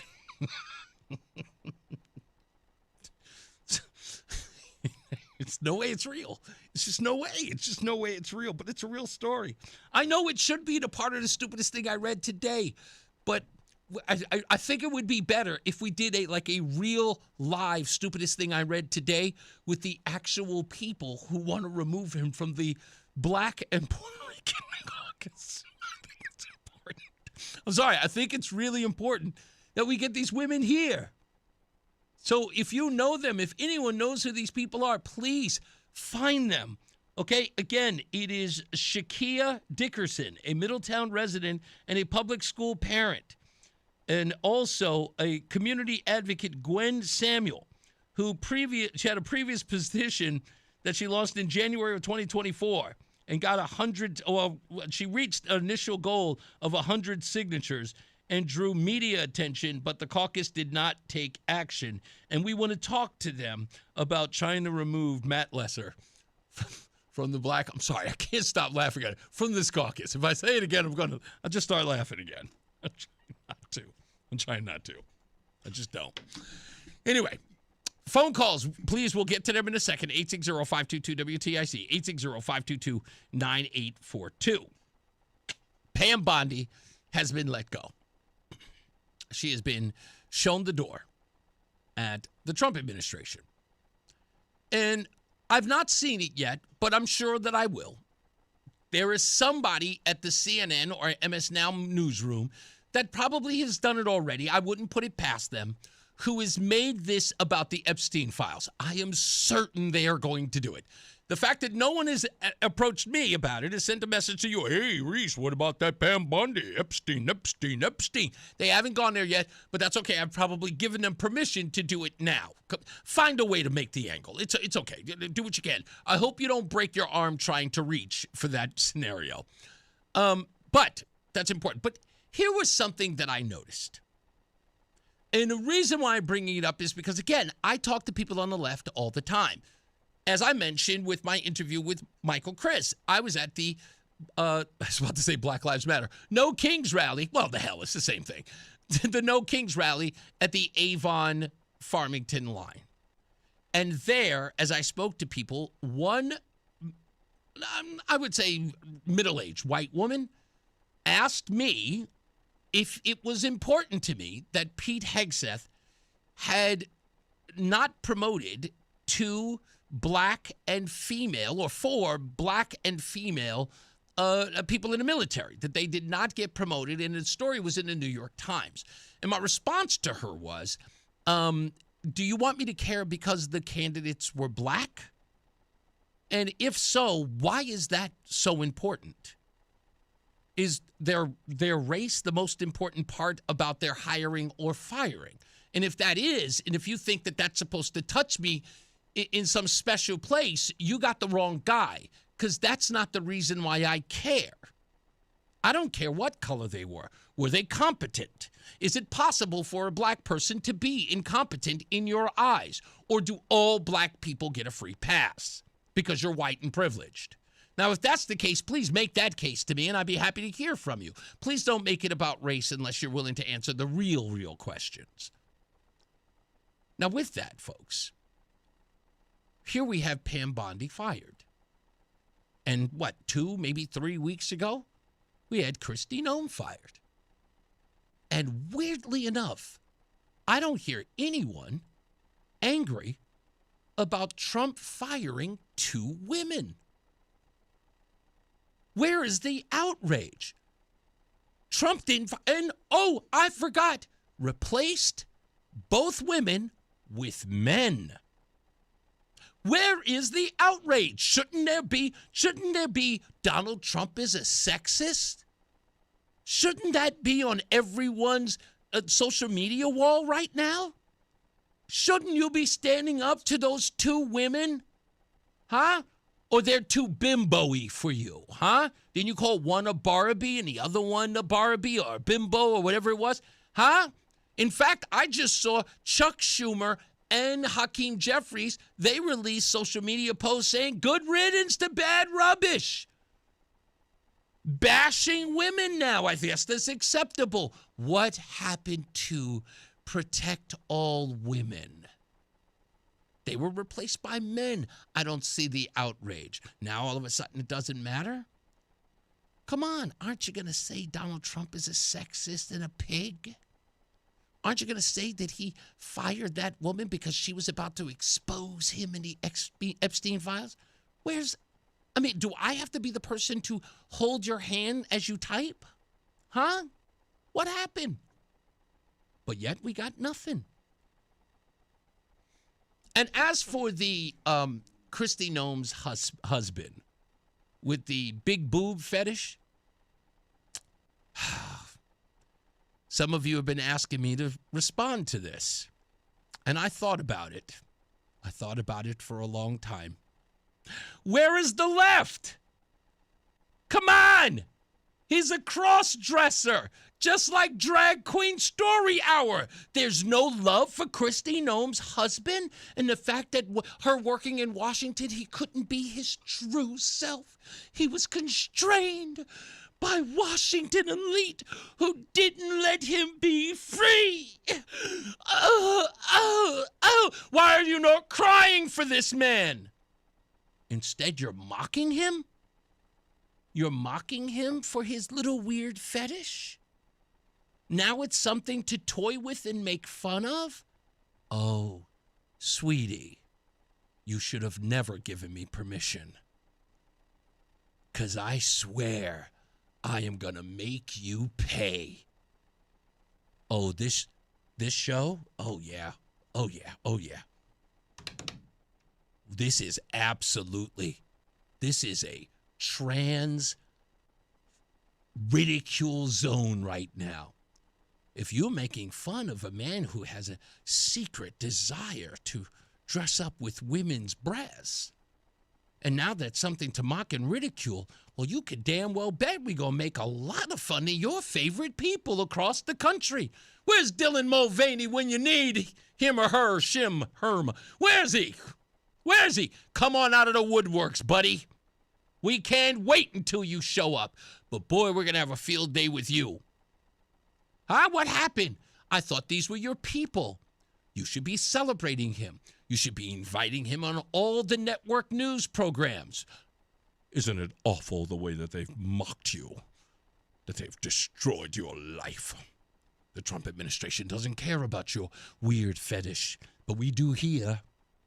No, instead you made fun of it. Well, I hope you know I am going to be relentless. Oh, you better not have your buddies, your friends, and your pals never better show up in a dress. I find one of your friends in makeup, a pair of high heels, or even a wig. You could damn well bet that all bets are off. Oh, I'm going to mock them. Oh, and I'm going to be evil. Oh, yeah. Evil. You could damn well bet. Do I care that Kristi Noem's husband is walking around looking all sexy?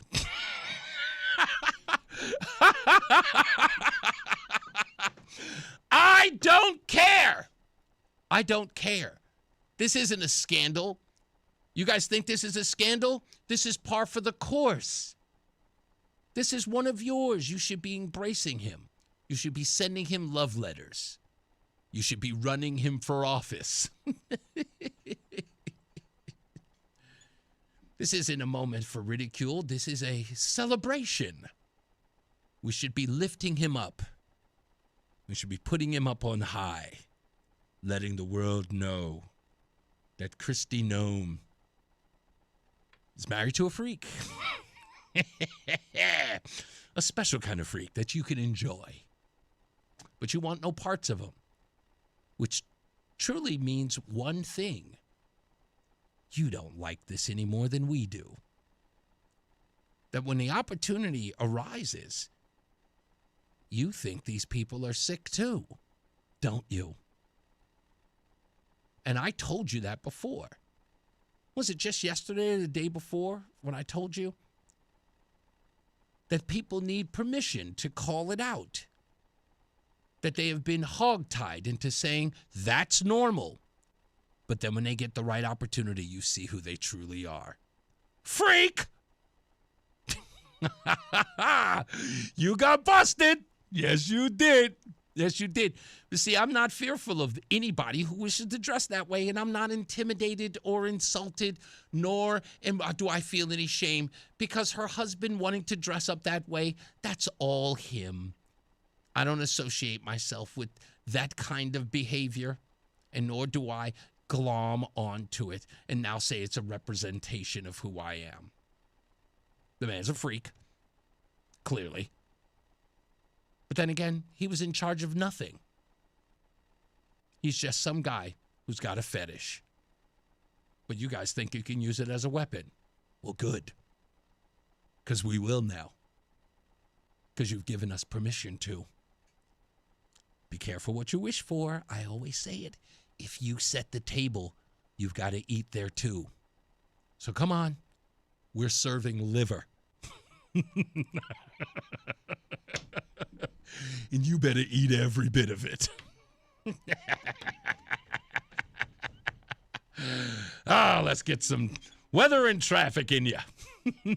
Mark Christopher, he is in the BPS Lawyers Traffic Center. We'll be back in a little bit. Hey, Mark. All right, Reese, thank you very much. Well, good afternoon to you. Good afternoon, everyone. If you're heading into Hartford on the eastbound side of 84, delays 44 Prospect Oakwood down to the Bulkley Bridge. A little slow again as you move between 58 and 59 on the East Hartford Manchester line. An accident on the right shoulder. If you're on the westbound side of 84, you're going to see delays just after 56 out to exit 45 Flatbush Avenue. Southbound 91 delays 34 down to 32 A&B, and again 27 down to 28. If you're traveling on 2 westbound, you're slowing 1D up to the 84 West Merge in East Hartford. Sluggish 3 northbound Putnam Bridge up to exit 13B and C in Glastonbury. 9 north and southbound slowing at the Aragoni Bridge in Middletown. 84 eastbound Waterbury slows 17 to 18. Westbound 84 into Waterbury's tight 25A up to the Mixmaster. Southbound Parkway delays 51 into the West Rock Tunnel. Traffic and weather together on the 8th WTIC News Talk 1080. WTIC weather. Keep things cloudy. There's a little bit of rain possible, too, as we reach our low of 39. Tomorrow will be cloudy with some areas of drizzle in the morning. Then through the afternoon, we'll try to mix in a little bit of sunshine. It's going to get breezy, and those breezes are bringing in warmer air. A high of 64 tomorrow afternoon. Tomorrow night, we're partly or mostly cloudy with a low of 52 degrees. Saturday will be warm, sun and clouds for us. Could be a shower or two in the afternoon, but our high is 73.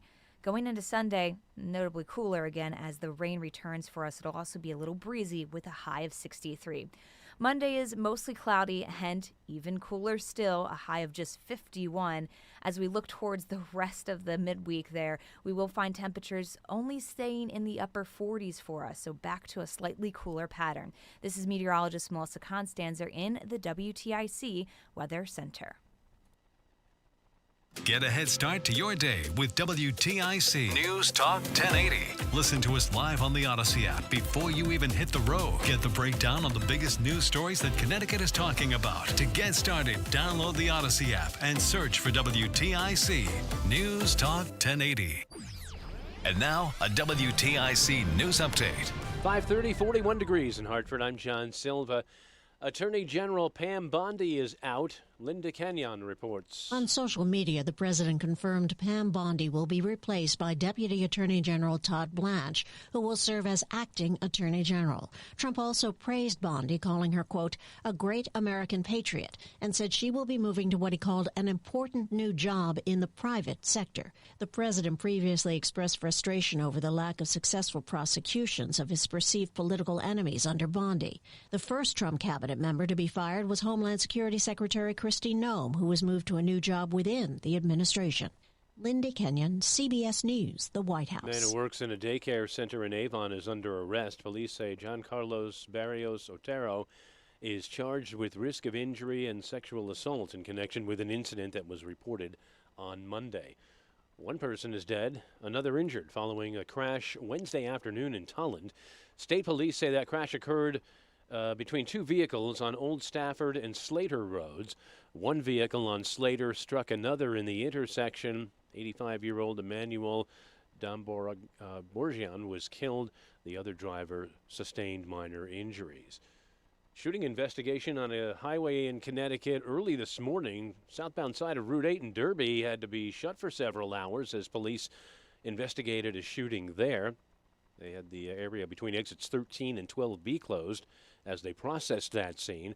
Reports are one person sustained non-life-threatening injuries. They had the highway reopened by 7. During a primetime address, President Trump said he expects the war with Iran to end within several weeks. Iran responded today, sending some missiles toward Israel and its Gulf neighbors. And the state attorney general is monitoring and accepting reports of price gouging at gas pumps. The Connecticut Energy Marketers Association says global disruptions have led to ongoing price fluctuations and not price gouging. Wall Street today, Dow finished the week down 61 points. The NASDAQ was up 38 and the S&P gained 7 points. I'm John Silva, WTIC 1080 News. Men, we all know how important sex is in a relationship, both for you and for your partner. But erectile dysfunction ruins sex, which can often have serious impacts on your relationship as well. This is Dale for Northeast Men's Health. And if ED is a problem in your life, you understand the impact it has on you and the one you love. But I'm here to tell you that ED is a treatable condition, and almost without exception, you can have really good sex again. At Northeast Men's Health, we're experts in treating ED. We've treated tens of thousands of men with protocols that are effective in well over 90% of cases, which means if you're like most guys, good sex will be the norm. You could even last up to an hour or more and bring a level of intimacy for you and your partner that might just astound you both. It's time to have really good sex again. So call us. Just $99 gets you blood work, a medical consult, and if medically advised, a test dose. And if that test dose doesn't work in the office, your visit is free. Call 800-930-5956 or visit northeastmenshealth.com. We have 6 offices across the Northeast to serve you. Northeast Men's Health, a Promenic restorative health practice. Attention, have you racked up $10,000 or more in credit card debt? Are you barely getting by making minimum payments? With credit card debt reaching all-time highs, National Debt Relief is notifying consumers about significant debt relief options currently being made available to help those with overwhelming credit card debt. These options may reduce a large portion of credit card debt for those who qualify. You don't need to declare bankruptcy or take out a consolidation loan, and you may only have to pay back a fraction of what you owe, even if you have bad credit. National Debt Relief has already reduced the credit card debt for more than 550,000 consumers. So don't wait. If you owe $10, $20, or even $100,000 in credit card debt, you can now take advantage of this financial debt relief as the cost of living continues to skyrocket. To check what debt reduction you may qualify for, call 800-358-6868. That's 800-358-6868.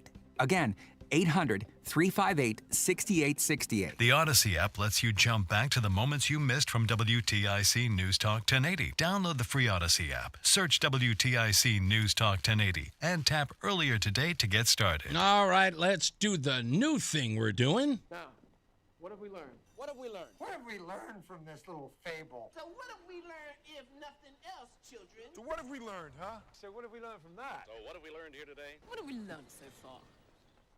What we learned today is that we've got to do much, much more to make sure that the word is out about what's going on with our elected officials, in particular, the top of the food chain, and that is Governor Lamont. And I got to tell you that it is going to be my job that no matter where he goes, as these stories persist, we're going to get out there and we're going to ask as many questions as possible. And I think it's important that each of us who are independent reporters out there, from Mark in West Hartford to Sam the Man, on the street, to Adam 12, we have got to get to these events and we have got to ask the questions that we know the news media is not going to ask. And that is a given. And it's got to be on the record, and we have to make sure that they are there to witness those questions being asked and answered. It is not going to be a fair playing field unless we make it fair. And we're going to have to, we're going to have to call out the refs. This is not, we can't have our elected officials behaving like the Kansas City Chiefs. For those of you who understand that reference, you know what I mean. We're going to, the refs are on the take. They just are. Right? The refs aren't calling the game. They're not calling balls and strikes and fouls and red flags and yellow flags and nothing. Okay? And it's got to stop. And the only way it's going to stop is with the team of people who wish to get involved. And I know that you want to. All right? So, we'll do that. We also learned that Michael Criss is a pretty good guy. And we thank him for showing up today. We also learned today that in following Michael Criss's model, that guy turned a town that was 60-40 Democrat and turned it around and got himself elected by going door to door. And behind the scenes, try this on for size, he won his election by 30 votes. He took a 60-40 town and turned it around and won by 30 votes. If there's anything we learned today, it can be done.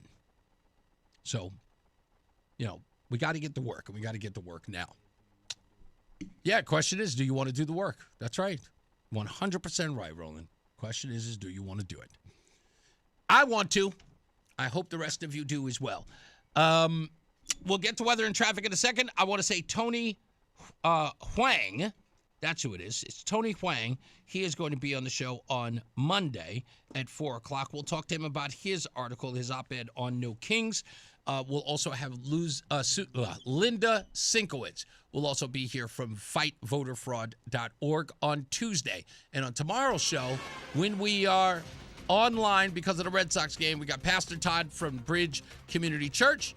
Andrew Decker and the Bandits will be performing live. Mark Christopher, he's getting you home. He's in the BPS Lawyers Traffic Center. Hey, Mark. All right, Reese, thank you very much. If you're 84 eastbound, look for delays 44 Prospect Oakwood down to the Bulkley. A little slow again between exit 58 and 59. Remains of an accident on the right shoulder just prior to 59. Should be out of there shortly. I see a flatbed wrecker with that vehicle, so hopefully out of there very shortly. Westbound 84 just after 56 Governor Street, East Hartford. You'll see delays out to 45 Flatbush Avenue. 91 southbound delays 33. 23 to 32. Again, 27 down to 28 on the Hartford Weathersfield line. If you are traveling, 3 northbound delays from I-91 over to exit 13B and C in Glastonbury for the Route 2 ramps. 2 westbound slowing 1D up to the 84 West merge. 9 southbound's a little tight as you approach the Aragoni Bridge in Middletown. Westbound 84 in Waterbury delays from 23 up to the Mixmaster. 84 eastbound sluggish 17 to 18 in Waterbury. Southbound Parkway, you've got slow traffic 51 in Hamden down to exit 50. Traffic and weather together on the 8th WTIC News Talk 1080. WTIC weather. Still some light showers coming through tonight, a little bit of rain, a low of 39. We keep the clouds and drizzle around for tomorrow morning, but then some sunshine should break out through the afternoon as it becomes breezy, a high of 64. Tomorrow night, we're partly cloudy, a low of 52. And Saturday, clouds, sunshine, a couple of showers possible through the afternoon, but it's warm, a high of 73. Sunday will be cooler with some periods of heavier rain, a high of 63. And heading into Monday, mostly cloudy, cooler still with a high of 51. Right now it's 39 in Plymouth, 41 in Middletown, and 41 in Hartford. This is meteorologist Melissa Constanzer in the WTIC Weather Center. Wisdom teeth giving you trouble? Columbia Dental's expert oral surgeons specialize in comfortable and efficient wisdom tooth removal. Open 7 days a week. Call 860-645-0111 or visit columbiadental.com. Hair Volume from New Nordic will make your hair look thick and healthy. Available as a tablet or delicious gummies, Hair Volume is available online at Amazon and NewNordicUSA.com or in the hair care aisle at your local CVS. Selling your house the traditional way takes time. Agents, showings, repairs, fees. It's a hassle. But what if you could skip it all and sell your home for cash, fast? At Liz Buys Houses, we buy homes in any condition. No commissions, no closing costs, no cleaning, no repairs. We understand that facing difficult situations like lifestyle changes requires support. So whether it's inherited, outdated, or you're behind on payments, we'll make you a fair cash offer within 24 hours. With Liz Buys Houses, you close on your schedule in as little as 7 days. Selling your house can feel overwhelming, but we're here to simplify the process and to give you peace of mind at every stage. Thousands have sold the easy way. Now it's your turn. Liz Buys Houses. Real cash. Real fast. For your free, no-obligation cash offer, text FREE to 303030. Again, text FREE to 303030. Text FREE to 303030. Carpal tunnel syndrome, heart failure that doesn't improve with common medicines.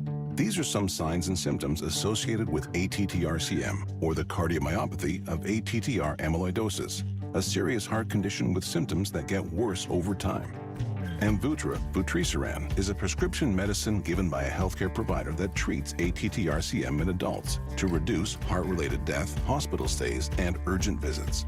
In a clinical study, Amvuttra was proven to help people live longer and have fewer heart-related hospital stays and urgent visits over 3 years compared to placebo. Amvuttra lowers the amount of vitamin A in your blood, which can affect vision. Other side effects include pain in the arms or legs, pain in the joints, and shortness of breath. These are not all the possible side effects of Amvuttra. For prescribing information, call 1-833-256-2748 or learn more at amvuttra.com. Ask your doctor about Amvuttra for ATTR-CM. What's up, everybody? You know who it is. You know who it is. You know who it is. It's Reese on the radio. Frederick Douglass of the 21st century. It's WTIC News Talk 1080. All right, we're back. It's Reese on the radio. By the way, if you find that there is a memo that is circulating that's allegedly attached to the NFL about religious freedom and the LGBTQ community, please take note that it does not appear to be real. Some people have been sharing it, and it does not look like it is an official letter by the folks at the NFL. Not as of yet. It appears to be a hoax that may be made to stir controversy with regards to the Jaden Ivey controversy with him calling out Pride Month celebrations and sports events and his Christianity. There was a memo that's suggested by the NFL telling players to be cautious of talking about their Christianity if it goes after the LGBTQIA+ thing. So it doesn't appear to be a real memo. So be careful if you see that. Before we get out of here, I just want to reiterate today that my conversation with my questions to the governor today were flat out lies as far as his answers were concerned. And I want to play one of them in particular in asking about the $550 million that was taken from taxpayers and put in a general fund when it wasn't supposed to go there ever in the first place. The governor suggested that it had nothing to do with it, and this policy preceded him. Well, I'm saying it's $500 million that did not go back to tourism or to the towns that it was allotted for. I kind of feel like people are treating it like, oh, it's just $500 million. I mean, there's some people who are outraged. This is all precedes me, by the way, but, that said, I think if people want more money for tourism, that money comes from someplace else. Like I said, we've got significant resources for tourism, more than we've had in many, many years, making a down payment on promoting the state for the 250th. Any feelings about the congressional race heating up of... So immediately, Susan Raff changed the subject on the exact quote. Look, this all precedes me, by the way, but that said, I think people want more money for tourism. That money comes from someplace else. Like I said, we've got significant resources for tourism, more than we've had in many, many years, making a down payment on promoting the state for the 250th anniversary, which he's supposed to be doing a big celebration there.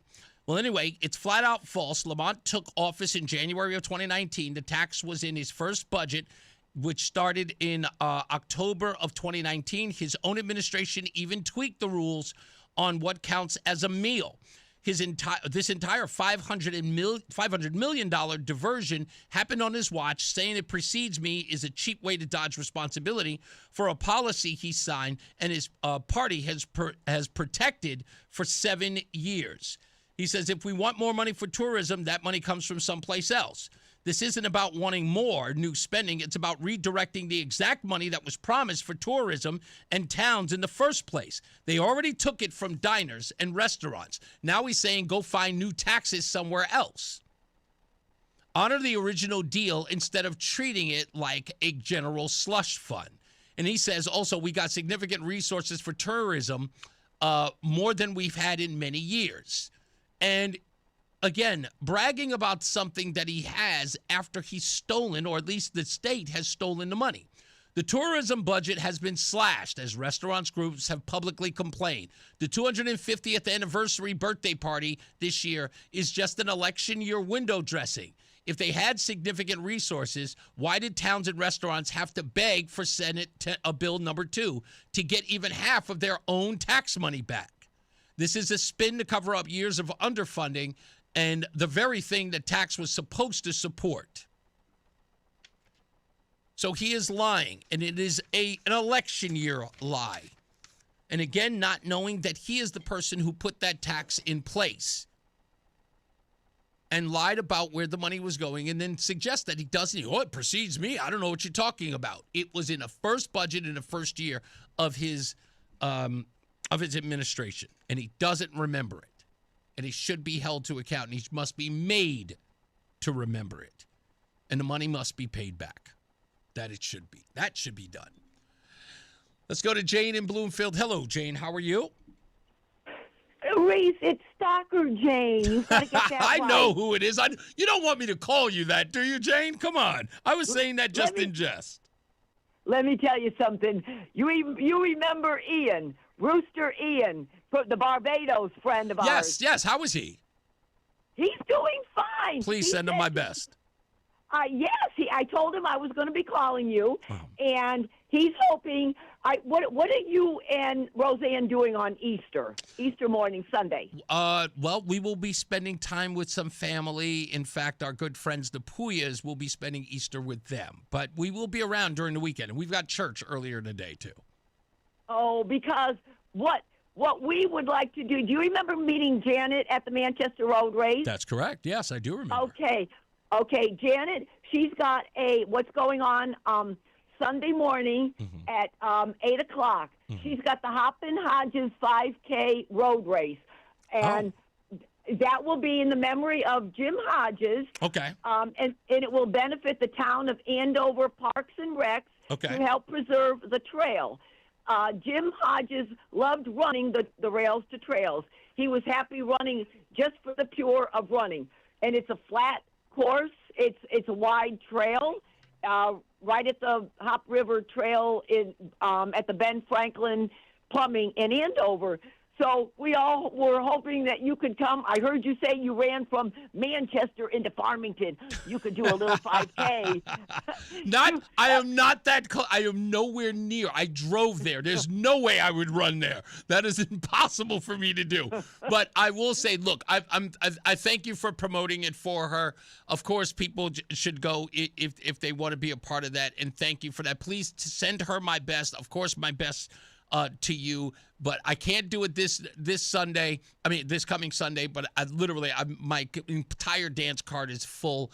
But I promise we will get together soon. In fact, what you do need to know, Jane, is that we're going to be doing another live broadcast very soon. I'm actually coordinating with Joey, and I'm going to talk to Janine about it.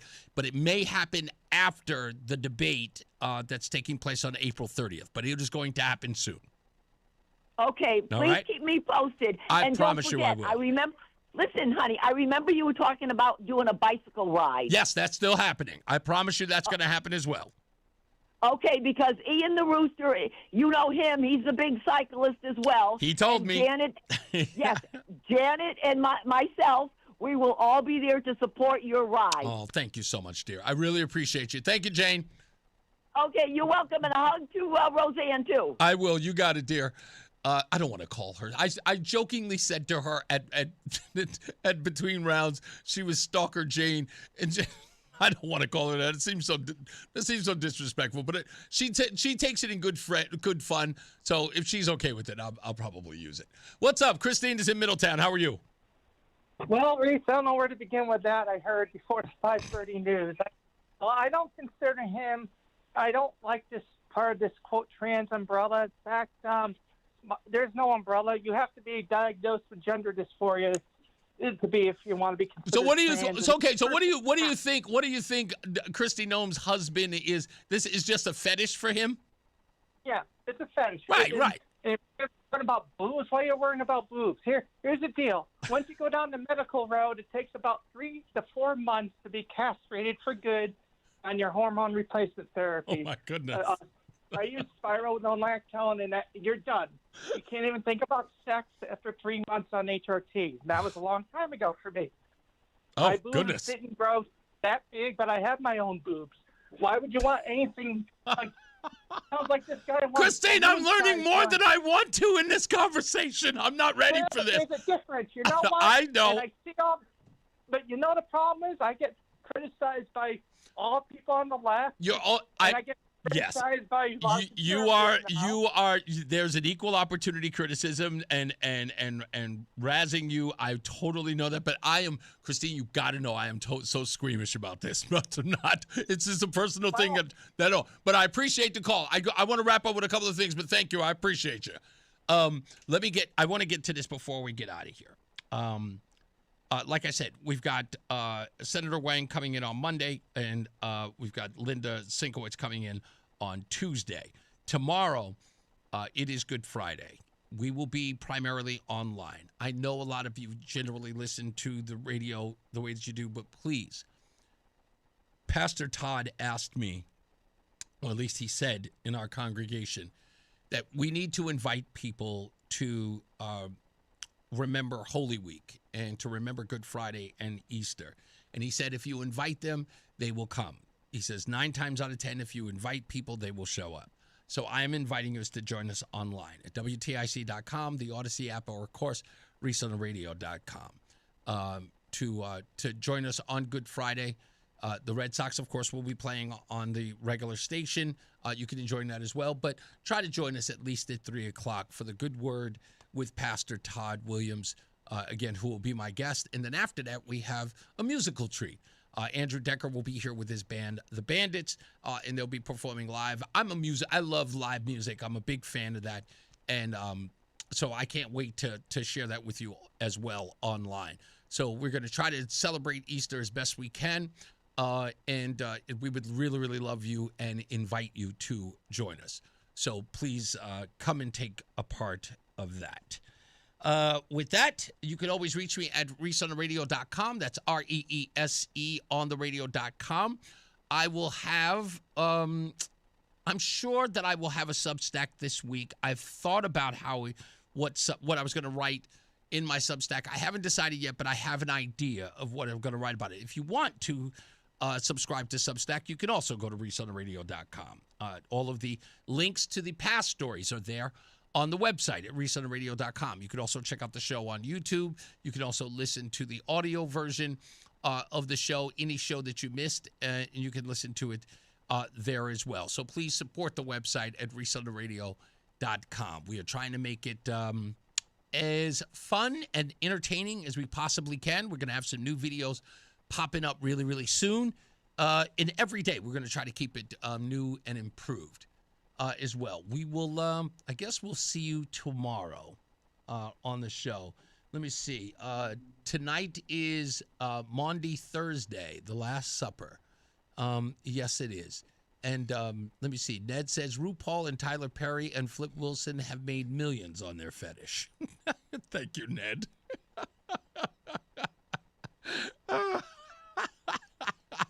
That is the. And Brett says, Michael, Criss, nice interview. Good to hear you on here. I'm sure Michael is listening. And again, we do thank Michael Criss for being our guest as well. He's a good interview. Great stuff. We look forward to having him back here. Thank you, Melanie. I appreciate that. I think with that, that's it. At Red Sox game, is it the home opener tomorrow, Roland? Tomorrow's a home opener at Fenway. So I'm sure a lot of people are going to be. I got invited to go to a game this Sunday, but I couldn't go. And I felt bad about it because I really want to go to a game, and I love Fenway. But I promise I will go soon. Milton Berle used to cross-dress too. Apparently. It's kind of a different thing now, Lori. It's completely different now. Who's that? Oh, that's right. Well, you're talking about the guy from Silence of the Lambs. Yeah. Would you do me? I do me. It puts the lotion on its skin or else it gets the hose again. That it is. Hey, you know what I forgot? Thank you, TJ. I appreciate you. Check out the Duarte show. You got to look it up on YouTube. Go check it out. Of course, our good friend TJ Duarte, he went yesterday to Madison to meet up with all the candidates, and I got to give him a round of applause. This kid, he goes down there, he meets Betsy McCoy, he meets Aaron Stewart, he meets Ryan Fazio, and guess what? Just off the prestige of being on this show, he managed to get, I think, maybe two, if not all the candidates to appear on his podcast. Good going kid. And by the way, we got a new feature that we're going to do with TJ, and it's called Future So Bright. And I was thinking about him as he was sitting across here. There's that song by Timbuk 3 called, Future So Bright, I Gotta Wear Shades. And I heard that song, and in my head was as he was talking. And I'm doing all right, getting good grades, the future's so bright. And I was saying to myself, I said, yep, that's the perfect song for this kid. I'm going to turn that into his theme song. But, yeah, can you believe that kid? He is out there. He hit the ground running. That's exactly what I want for that kid. He's going to be something big. I believe it. As I always say, radio is free, so we thank you for paying attention. Remember to keep JC in your hearts and in your mind. Sean Patrick, we love you and we miss you. Remember, panic is not planning, so plan your work and work your plan. Me, I'm Reese on the radio. You have a good night, pleasant tomorrow. We'll see you back here tomorrow at 2, even if it's online. You be here too. Mark Christopher, he's getting you home. He's at the BPS Lawyers Traffic Center. Good night, sir. All right. Getting good grades. The future's so bright. I gotta wear shades. I had to tell the kid. I said, trust me, kid, this song was popular. Yes, it was. I would say around 1986 or so, somewhere in there. Yeah, it was a big MTV record. That's right. Yeah. Ladies Good night, and gentlemen, sir. boys and girls, welcome to Fenway Park. Opening day tomorrow. The 1-5 Red Sox. It's getting scary already. It's already 1-5. And they're all of the Red Sox fans are getting a little antsy. Yes, they are. I don't blame them. Have a great night, Reese. Thank If you're you. heading into Hartford right now, Westman 84, you're tied up now from just after 56 Governor Street out to 45 Flatbush Avenue, 84 eastbound slowing, approaching 46 Sisson Avenue down to the Bulkley Bridge. Southbound 91.